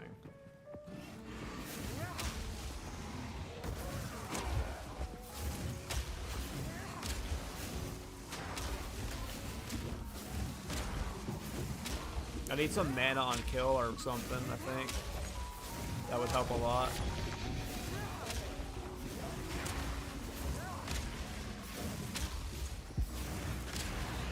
Another breach. And it's in the dumbest spot. Look at this breach spot. Am I dead? Instantly stunned.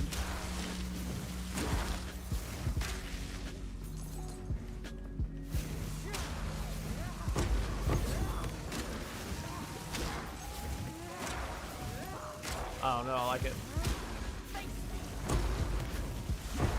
And if blue flame gloves might be the play. Like right now I'm trying to make the 3 dragons shock work. And we'll see if we can scale that for bossing, because maybe 3 dragons is how you make this a bossing build. But if that has no value on the build at all, right? Like let's say 3 dragons is completely useless and we end up swapping. We go a rare energy shield helmet. There's a lot of really good ways to scale your energy shield helmet. For like just more energy shield or like evasion and stuff. And then we swap the blue flame gloves. And now we're freezing everything.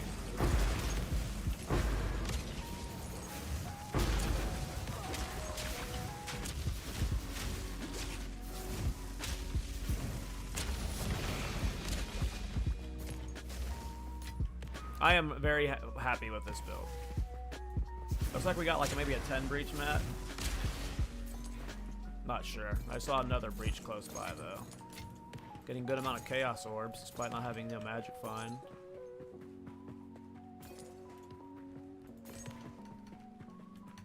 Yeah, I spent a lot today on this build trying to learn stuff, but now I think I got an idea of where to push it. I need to go,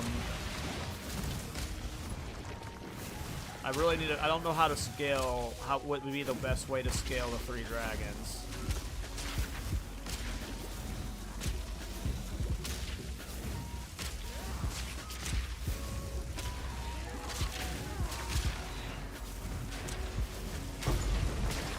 That was a fire res mob and he died pretty fast.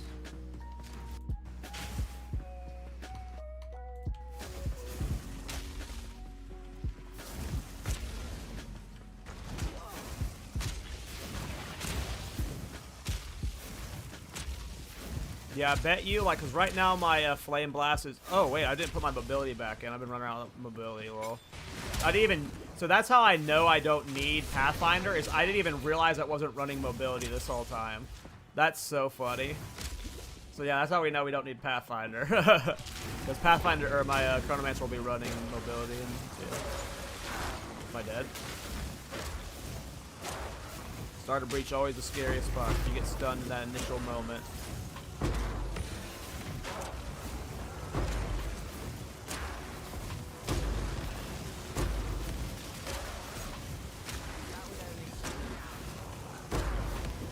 I mean, this feels really good right here. So it's like, this is a good build. This is a Waystone 15 breach, like.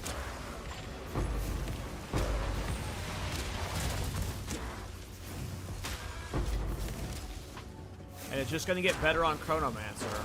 Like, I bet its damage goes up from like 2,000 to like at least 3,000 with all the like the spell damage bonuses I'll be able to take on Chronomancer.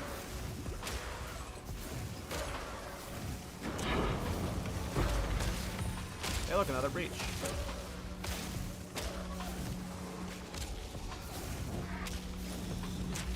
Hey, look, another breach.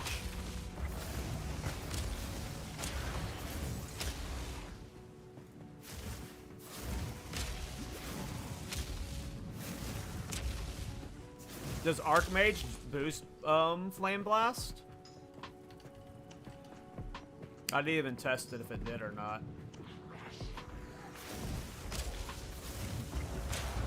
I don't think I want to do an Archmage build either way. I know that's not what you're suggesting. I was just curious because you said Archmage and I hadn't even thought about it.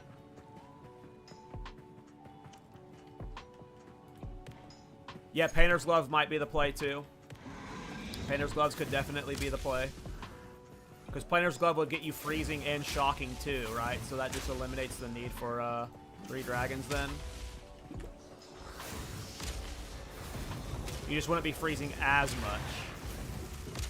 So yeah, very likely Painter's Glove is the play. Gonna be testing all that stuff after I swap over the Chrono.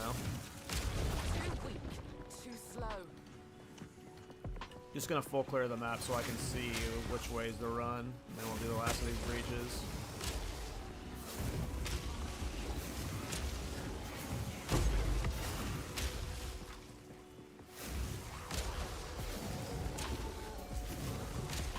Why are you so obsessed with 3 dragons? It's cool.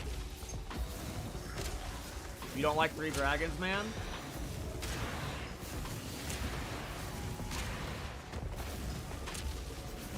Like, not only is it not just 1 dragon, but there are 3 of them, dude. It's 3 dragons.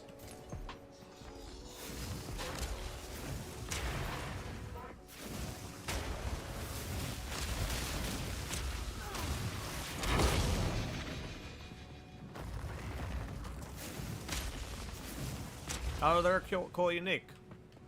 It'd be cool to make them work in a build. And it's one of the few uniques I haven't gotten to work yet.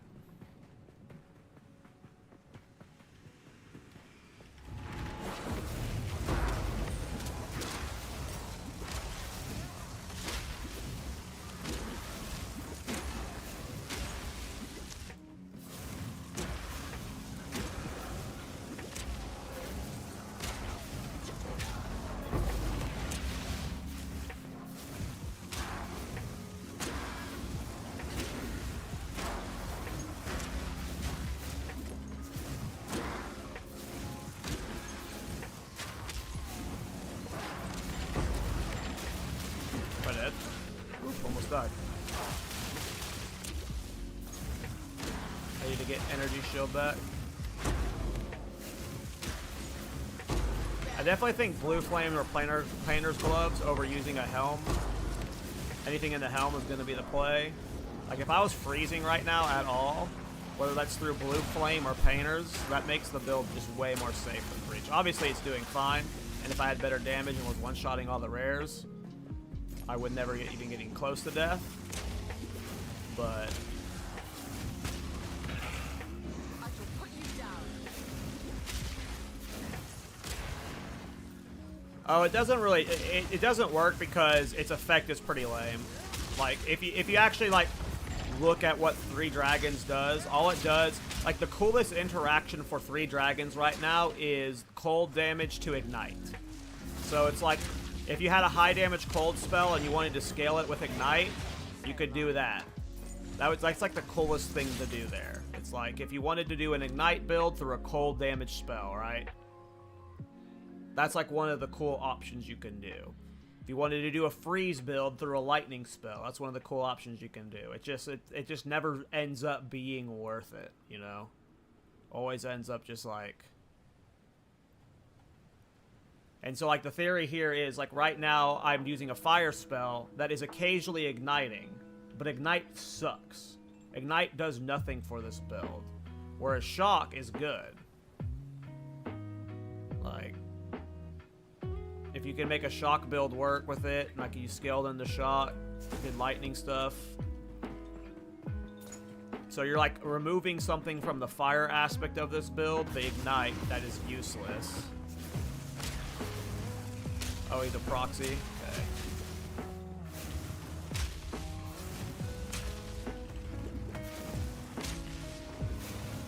But it just never ends up working. Never ends up working.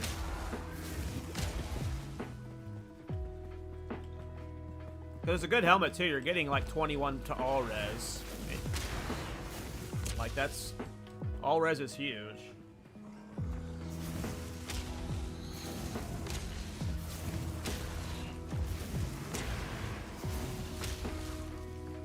Yeah, it freezes with Comet. I've seen people do Comet with 3 dragons. It just... if any... It's like, of all of the uniques in this game, 3 dragons is just, like, the most meme. Like, if you're using it for the sake of using it, and it's not actually making your build feel significantly better.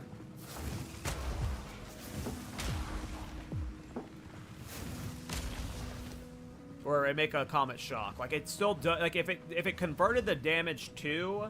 Like, if this converted damage to, maybe it would be better. Well, not maybe. It would be a lot better. But just because it's only making you do Like in this case, I'm shocking instead of igniting, alright? If you did Comet, it would ignite instead of, like, freezing. Like, why? Like, yes, you could do that with Comet, but why would you want your Comet to ignite? Because, like, Ignite's in a, like, maybe in a future patch when Ignite's scaling better, you can use Comet for Ignite in this build, and that would be cool. But right now, Ignite's so bad that you don't want to use Ignite, so in this situation, it's like just getting rid of Ignite, which is a dead stat, but it doesn't help at all. It doesn't feel like it's helping at all right now. So I feel like the play would be swapping this out for a real helmet and swapping these out for painter's gloves or blue flame gloves, but I am not sure.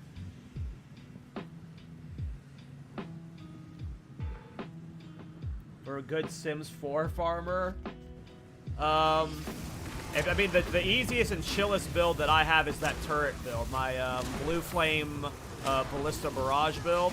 That build is just very brain off farmery. You just put turrets down and they clear the map for you. You just run through it and you have a good time. It's my favorite build for farming right now.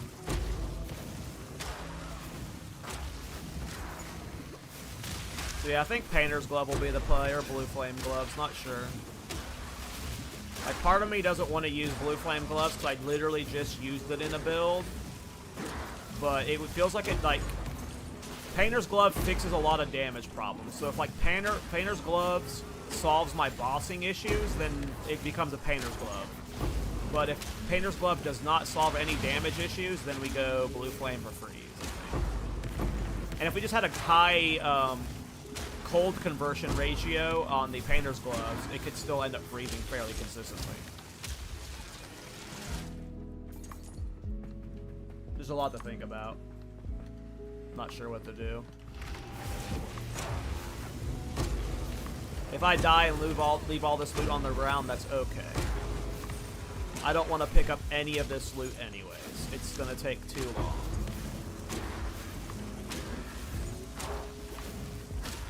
I mean, this feels pretty good. It just seems, yeah. I'm hyped about this. When I'm back tomorrow, or either later tonight, because I have WoW raid tonight. So when I'm back either later tonight or tomorrow, this will be on a Chronomancer, I imagine. I'm gonna have to really, I'm gonna look through the path. I'm gonna do something in Path of Building, not to see damage stats, but just to see where I end up with the passive tree. For both Chronomancer and Titan, and just see which one I like more. I'm just guessing I'm going to be on a Chronomancer, though.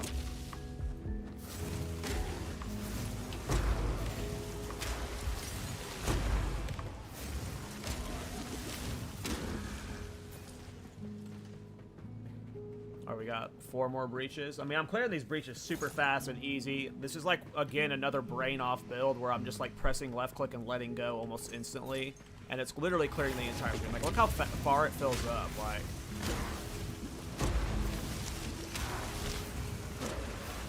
if I can keep this distance with Chronomancer, we're golden.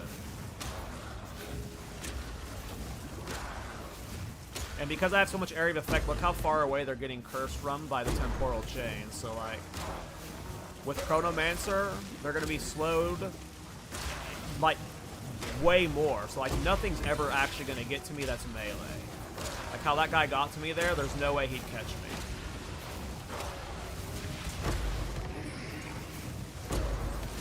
And then for real bad situations, I have time stop.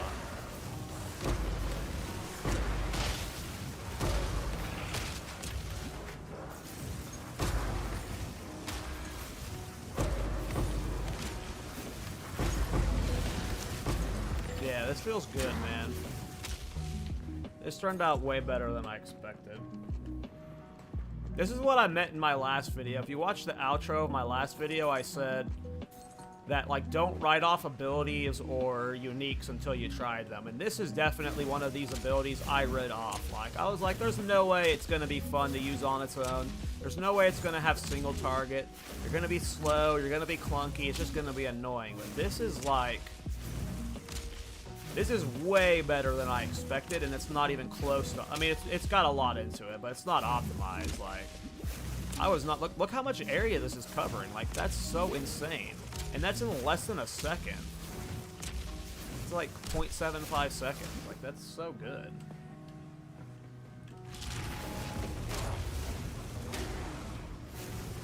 I'm happy with it.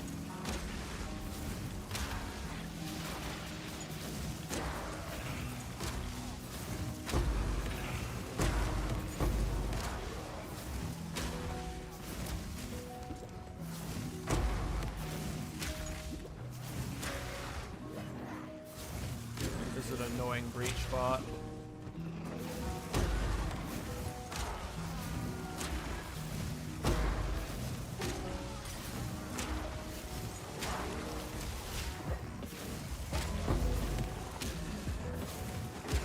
Knowing that on Chronomancer my damage is going to go up makes me happier.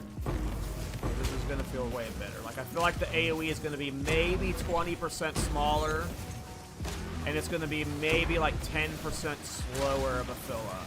So there's going to be like some, like, it's going to be in some aspects a little weaker in like the AoE distance and how fast it fills up.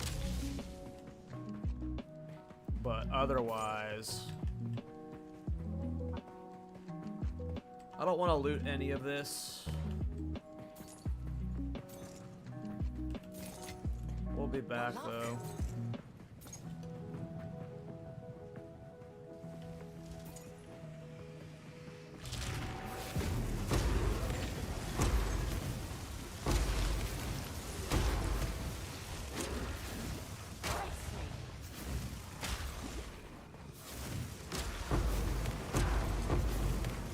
This is awesome.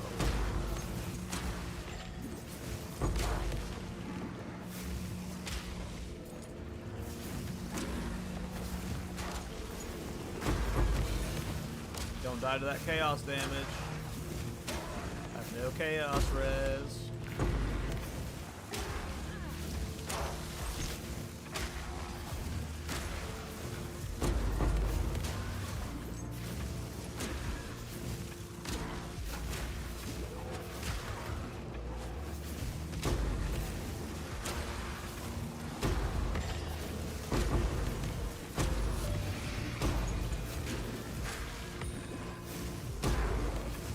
This was a crazy breach. I just killed so many enemies here.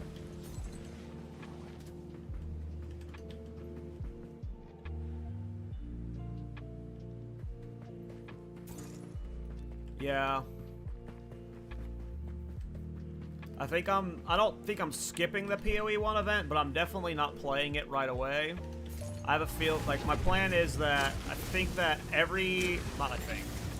most PoE players are going to be playing the PoE 1 event because of the Twitch drops.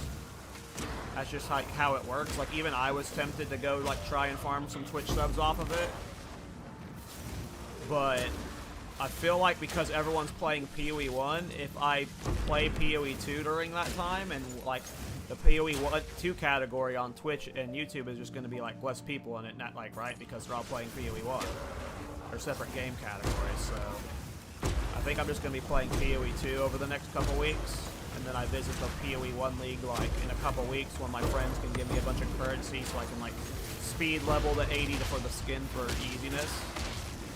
And I just like try and farm PoE 2 audience. Not farm the audience, but farm the section on Twitch and YouTube because it'll be like more empty. Is my current thought. Okay, let's do this fun bit. Looting all of these splinters. But yeah, I do have a build plan for the PoE 1 event. I think I'm going to do a Face Breaker Cyclone build for Behemoth. The no spells sucks, though. But it'll at least be fun to level with Facebreaker and Cyclone. I miss Cyclone. I can't wait for swords. How are you liking this build so far? I like it a lot. I'm going to be doing it on my Chronomancer instead of my Pathfinder. So tomorrow when I stream, it'll be on a different character probably. But, I mean, look at this. This is awesome.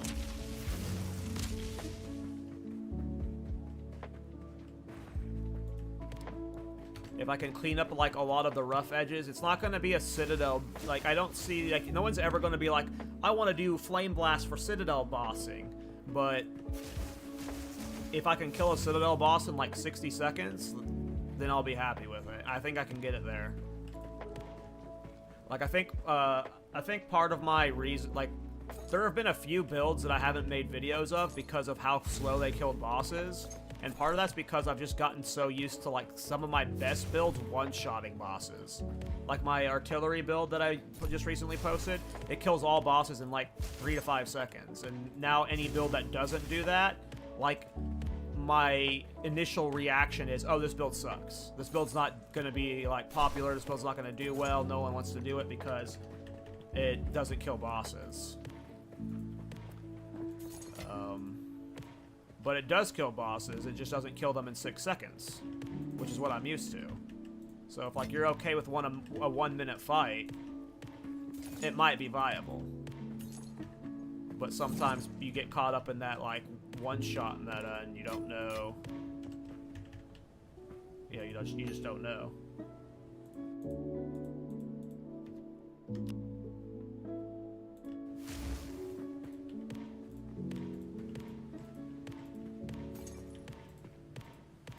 Rather not break my back. Like, will it be possible to do pinnacle bosses like Arbiter only with this? Like, it'll be a long fight, but yeah, it'll be possible.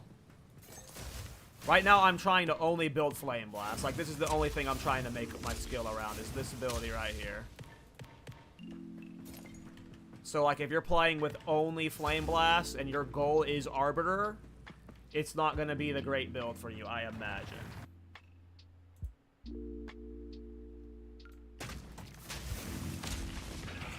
But maybe I'm wrong. Like I said, this is unoptimized. Like, you might be able to kill base Arbiter with it. We'll see, though. How it turns. Like, on Titan, Titan changes a lot. Because Titan, you just get a lot more.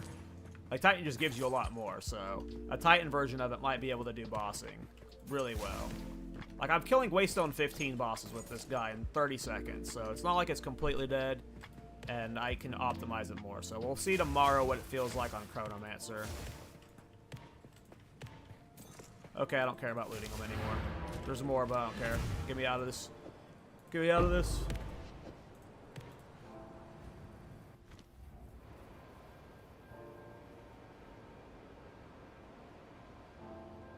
Yeah, I'm gonna be... Well, this Flameblast build at least has another day or two in it. I will be at least spending another day, like, on Chronomancer and see how Chronomancer feels. And if Chronomancer turns out good, there'll probably be a video about it. But, yeah, it's gone well enough on Pathfinder that I want to try it on a different class. Which was the reason I leveled all these guys, you know? Hey, Ektos, how's it going, bro? I did not stream the Bone Storm build. It would have cost a lot of currency to, like, figure it out. And I just didn't have that right now. And then I randomly started messing with Flameblast, and I'm having fun with Flameblast, so... I haven't given up on that Bone Storm build yet, but it's on pause, at least. It was a very expensive build.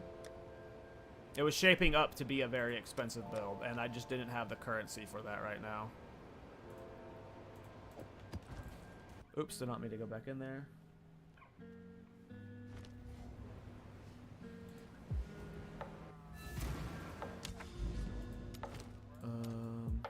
Yeah, that fortress leads to nothing, so we are going to this mire.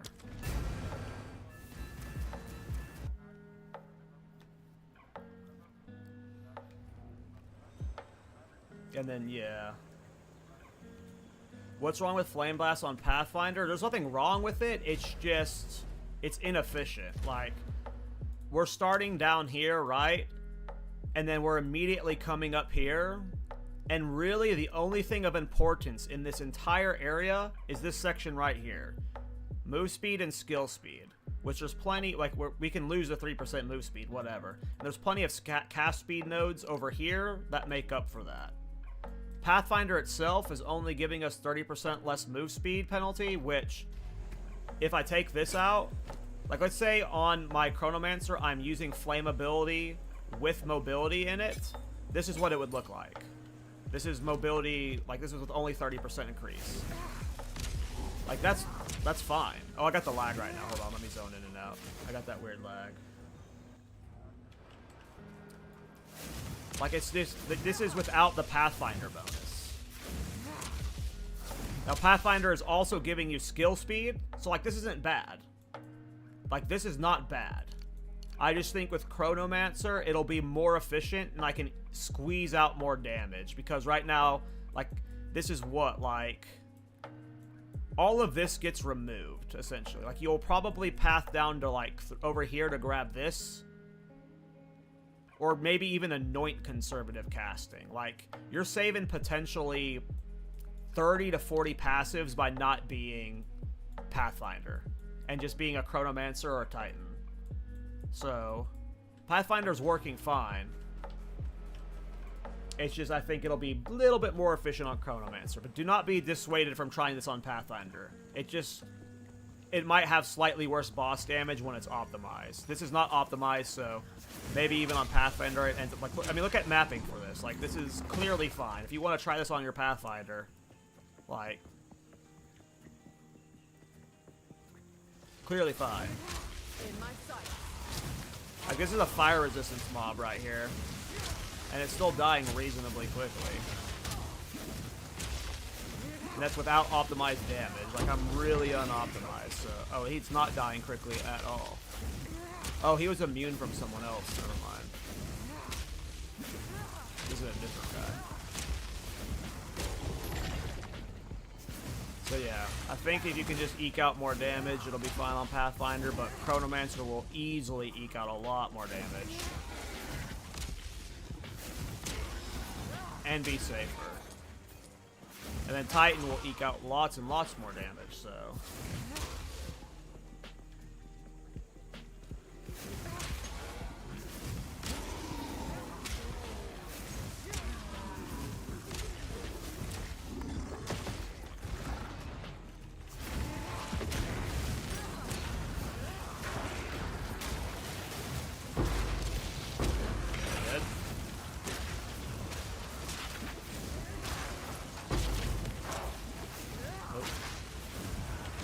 Build is surprisingly resilient for how little I've been put into invested defenses.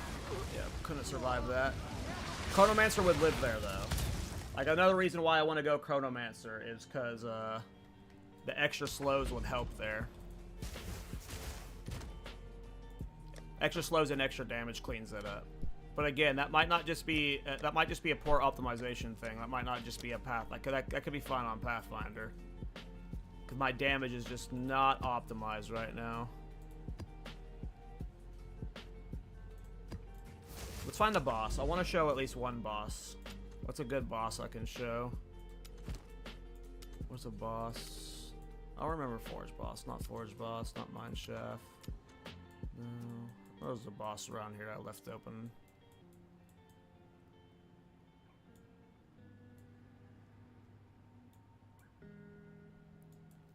We gotta wait till Facebreaker gets added for Fist only. Facebreaker makes Fist only real fun. Let's try Rust Bowl boss. Let's see what Rust Bowl looks like.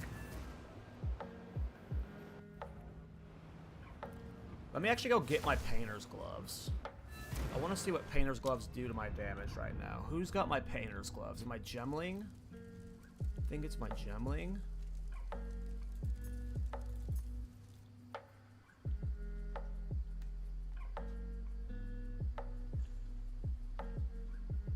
And I don't even know if my Painter's Gloves have the best cold rolls, so I might even need, like... Yeah. This has good rolls. What helmet am I using? Let's swap this helmet over too. Is it even possible to do Fist only now? I doubt it. You do Fist only by not using... by using spells with it. So no, I don't think so. Which character was I just on? God, my character names are so all over the place, so it makes me forget which one's which. Alright, so put that helmet on.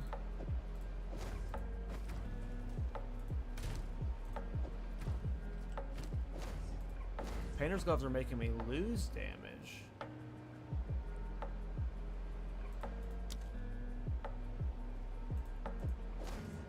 Why though?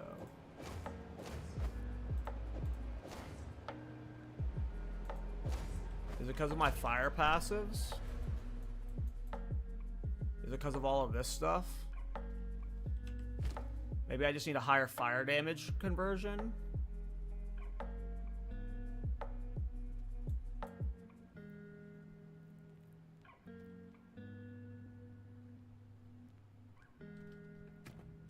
I'm guessing it's losing damage because I have fire damage jewels, and fire damage ring, and fire damage passives.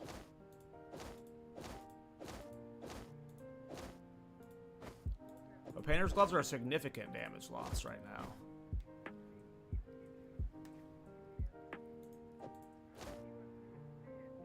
Yeah, because like putting these on like have no impact on damage. Right now the conversion is just like getting fucked because I have a bunch of fire bonus stuff. So if Painter gloves were to work, it would require like different, because right now a lot of my jewels are increased fire damage passives. So I don't know if Painter's gloves are the play, but where's my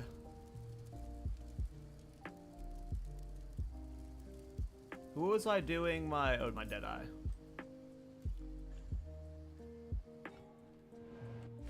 I want to see what that does to blue flame gloves. Yeah, we can make it bigger. I had it bigger earlier. I've just been having to optimize the big out of it, sadly. No, I had the explosion way bigger before, but now I'm having to optimize for boss single target damage. Because before I was using this helmet gives me 20% increased area of effect. And then I had a lot more jewels. Like I had these jewel nodes over here that had area of effect stuff in them. So it's gotten smaller. Okay. I need strength to wear these gloves, apparently. How much my strength? I need one thing of strength. Winds change direction. Wow, that tanks my damage. So I would have to redesign all of my jewels to be cold damage, and I would have to ditch these passives for all of these cold damage ones, which might end up mathing out better. I'd have to test it. But if we were to do it with blue flame gloves, we couldn't just like raw dog them on. They would have to be like, we'd have to like rebuild everything around cold damage, which means giving up this area, which might be fine. Because again, right now we're just trying to solve single target. It's got the area. We don't care about increased range that much anymore. We can get more jewel sockets to rebalance that. Right now we're trying to solve single target.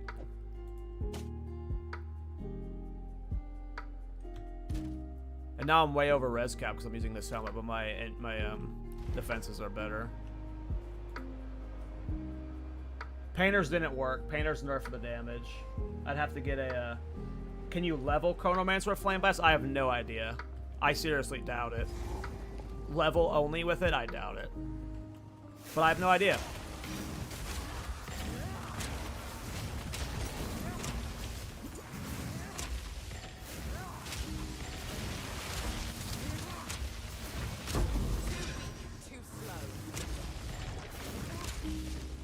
I want to test the blue flame just to see if it's freezing, even though it's a significant damage nerf.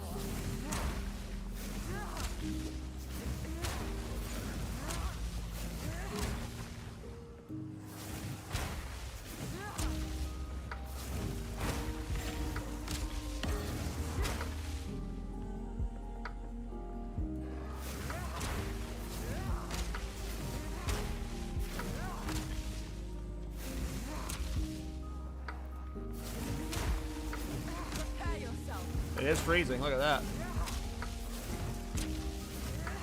So if we can optimize around Painter's Gloves, you know, it's an extra defensive layer on top of Chronomancer, right? So that just makes it like a super safe build, but that could just be forcing Painter's or Blue Flame for no reason, right?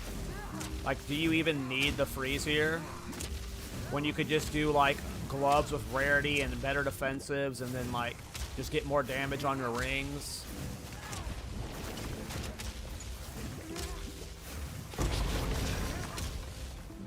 Like, the Blue Flame does not, like, it would be better with more damage because then it would freeze more, right? You need more freeze buildup and stuff, so it's, like, always freezing like my Ballista does, but I don't think, like, my initial impression is it would not be worth using Painter's Gloves. You're better off just using normal rare gloves and a normal rare helmet with juice to the max stats, and then you maximize your damage from your rings and your amulet. Is my guess. It just feels like, I'm guessing using Painter's Glove or Blue Flame Bracers in this build is just like, will be like, maybe on Titan, but on Chronomancer I doubt you're gonna need it. Like, this is boss damage. This isn't bad at all, right? This is a Waystone 15 without min-maxing. And if we can clean this up, this is a good build, right? Alright, let me try with freeze now. Oh yeah, we'll need a lot more cold damage for Blue Flame to be worth it on bosses. Look at the freeze build up here. Like, we'll have to completely change our talents and our cold damage to be able to freeze bosses reasonably. Like, freezing bosses is awesome, but we also have time freeze when we're Chronomancer, so that might not be needed. But yeah, look, he's frozen. But the damage drop is noticeable right now because of, like, yeah. On the boss, I felt the 1,000 damage drop. My fire ones were hitting harder by a good amount.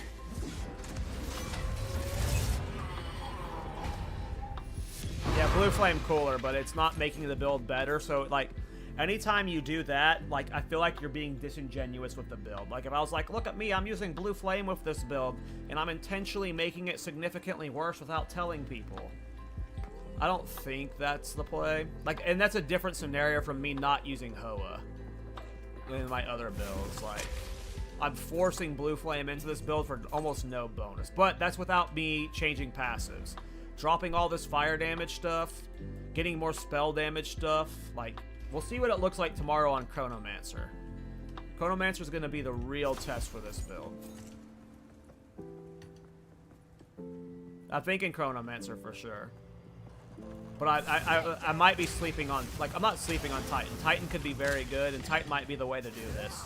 You'd get so much from Titan, but we're going Chronomancer. I think Chronomancer might even be better, to be honest. We'll see. Let's do one more boss. That was fun. I'm having fun. This is a good build. Way better than I thought it would be. Which boss do we want to do? None of the Val bosses. They all suck butt. Let's do Steaming Springs.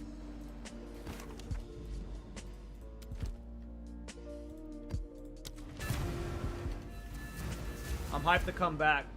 I don't know if I'm coming back tonight, but it'll probably be tomorrow with a Chronomancer setup. I don't know if it'll be tonight. Probably not, because I got a lot of game dev work I have to do tonight. And I have WoW Raid later tonight. So it'll probably be a stream tomorrow when everyone's playing PoE 1, so not a good idea, I guess, but are you gonna try it on? I'm gonna probably set it up on Chronomancer tonight. I don't know if I'm streaming tonight though. Like, I'll probably get all the passive set up and move stuff over, but yeah, I got a bunch of work I have to do tonight, and then I also have WoW Raid. But I'll be playing it tomorrow, and then if tomorrow goes well, it'll probably be a build video Saturday morning.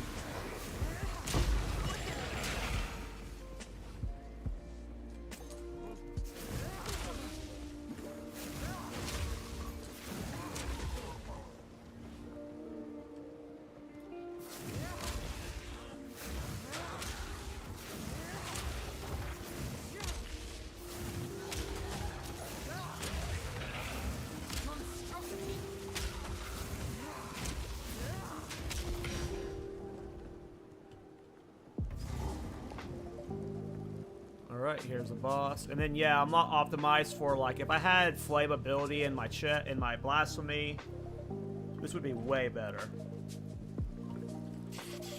Well, I guess I should just be raw dog casting it. Here, let's get it on my bars. Let's see what a flame ability.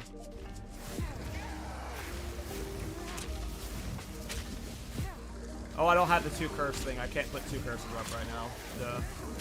I forgot you need that 2 curse perk, which would be easier to get on Chronomancer, because, yeah, you're closer to that thing. I mean, this damage is not bad. So, Chronomancer's only good. I bet you I can get maybe like 500 to 1,000 more damage out of Chronomancer. And then maybe more out of a cold version, but we'll have to test both. It's just so much currency testing this stuff. I was saving I'm trying to save currency to do a min-max version of either my Artillery Ballista build or my Gemling Barrage or my Gemling Reflect build, but I keep spending it on new builds. Can I convince you to switch to it now? I don't have time to switch to it now. I have to go make dinner soon.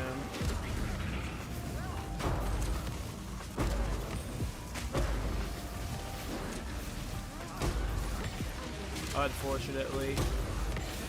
Like, if I was freezing during these breach moments, this is where I want Blue Flame to come in. Like, I'm probably going to try building around the cold Chronomancer first, just to see if Blue Flame works. I assume a normal spell damage build will be better, but I'm going to try building around Blue Flame first, because if I was freezing during breaches, that would feel so good.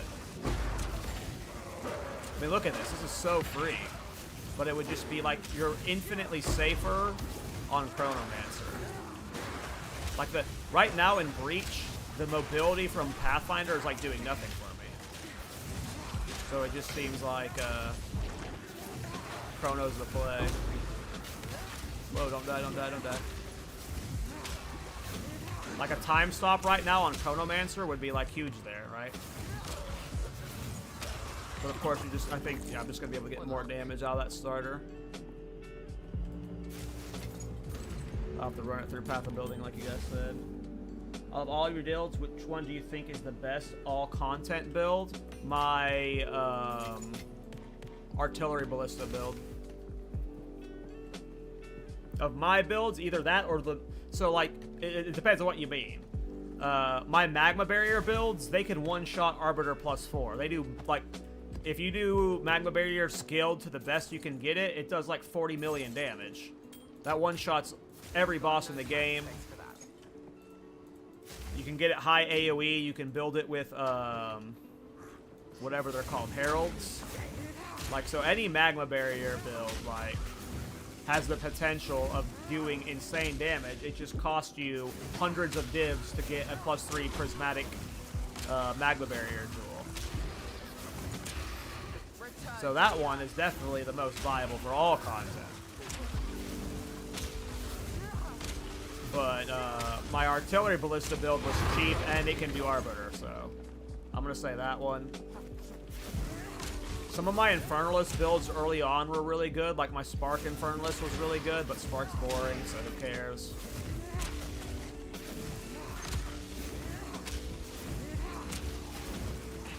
But that Artillery Ballista build that I just made yesterday or 2 days ago, that is like one of my best builds, I think. It needs to be optimized better, but it just feels so easy and safe. Like, it'll always be... Like, if I was farming currency, I will be playing that character. Like, if I just specifically was trying to make money so I could do a new build, I'm going to be on my Artillery Ballista build. I feel like all content on it is very easy. However, if this build gets optimized on Chronomancer, like, this build feels pretty good. About a weapon swap for Blink.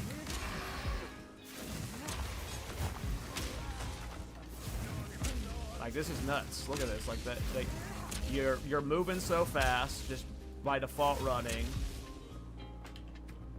And again, I'm not even using the Pathfinder bonus. This is what the move speed would be at with Chronomancer.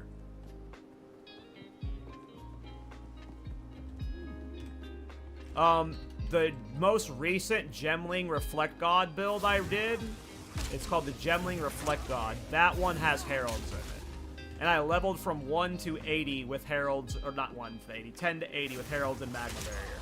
It wasn't the fastest leveling, but I was able to do it. But yeah, if you watch my gemling magma barrier video, I built it around heralds.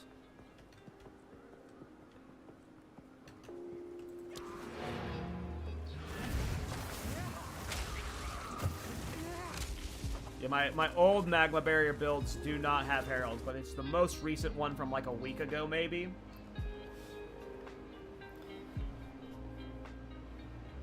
Well, thanks everybody for watching today. I've got to go figure out dinner and stuff. There might be a late night stream tonight, but I will be live tomorrow with some optimizations for this Flameblast build.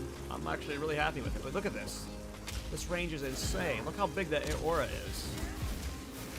Super fun.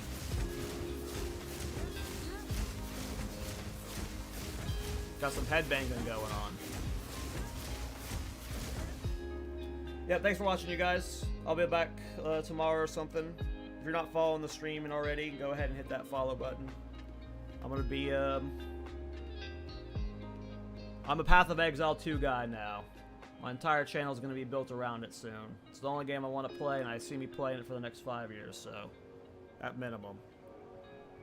So I'm hyped about this game. I don't know, I can't put it down. It's in early access. It's so fun. But yeah, I'll see you guys later. You guys have a good night. Thanks for hanging out with me today. Take care, everybody.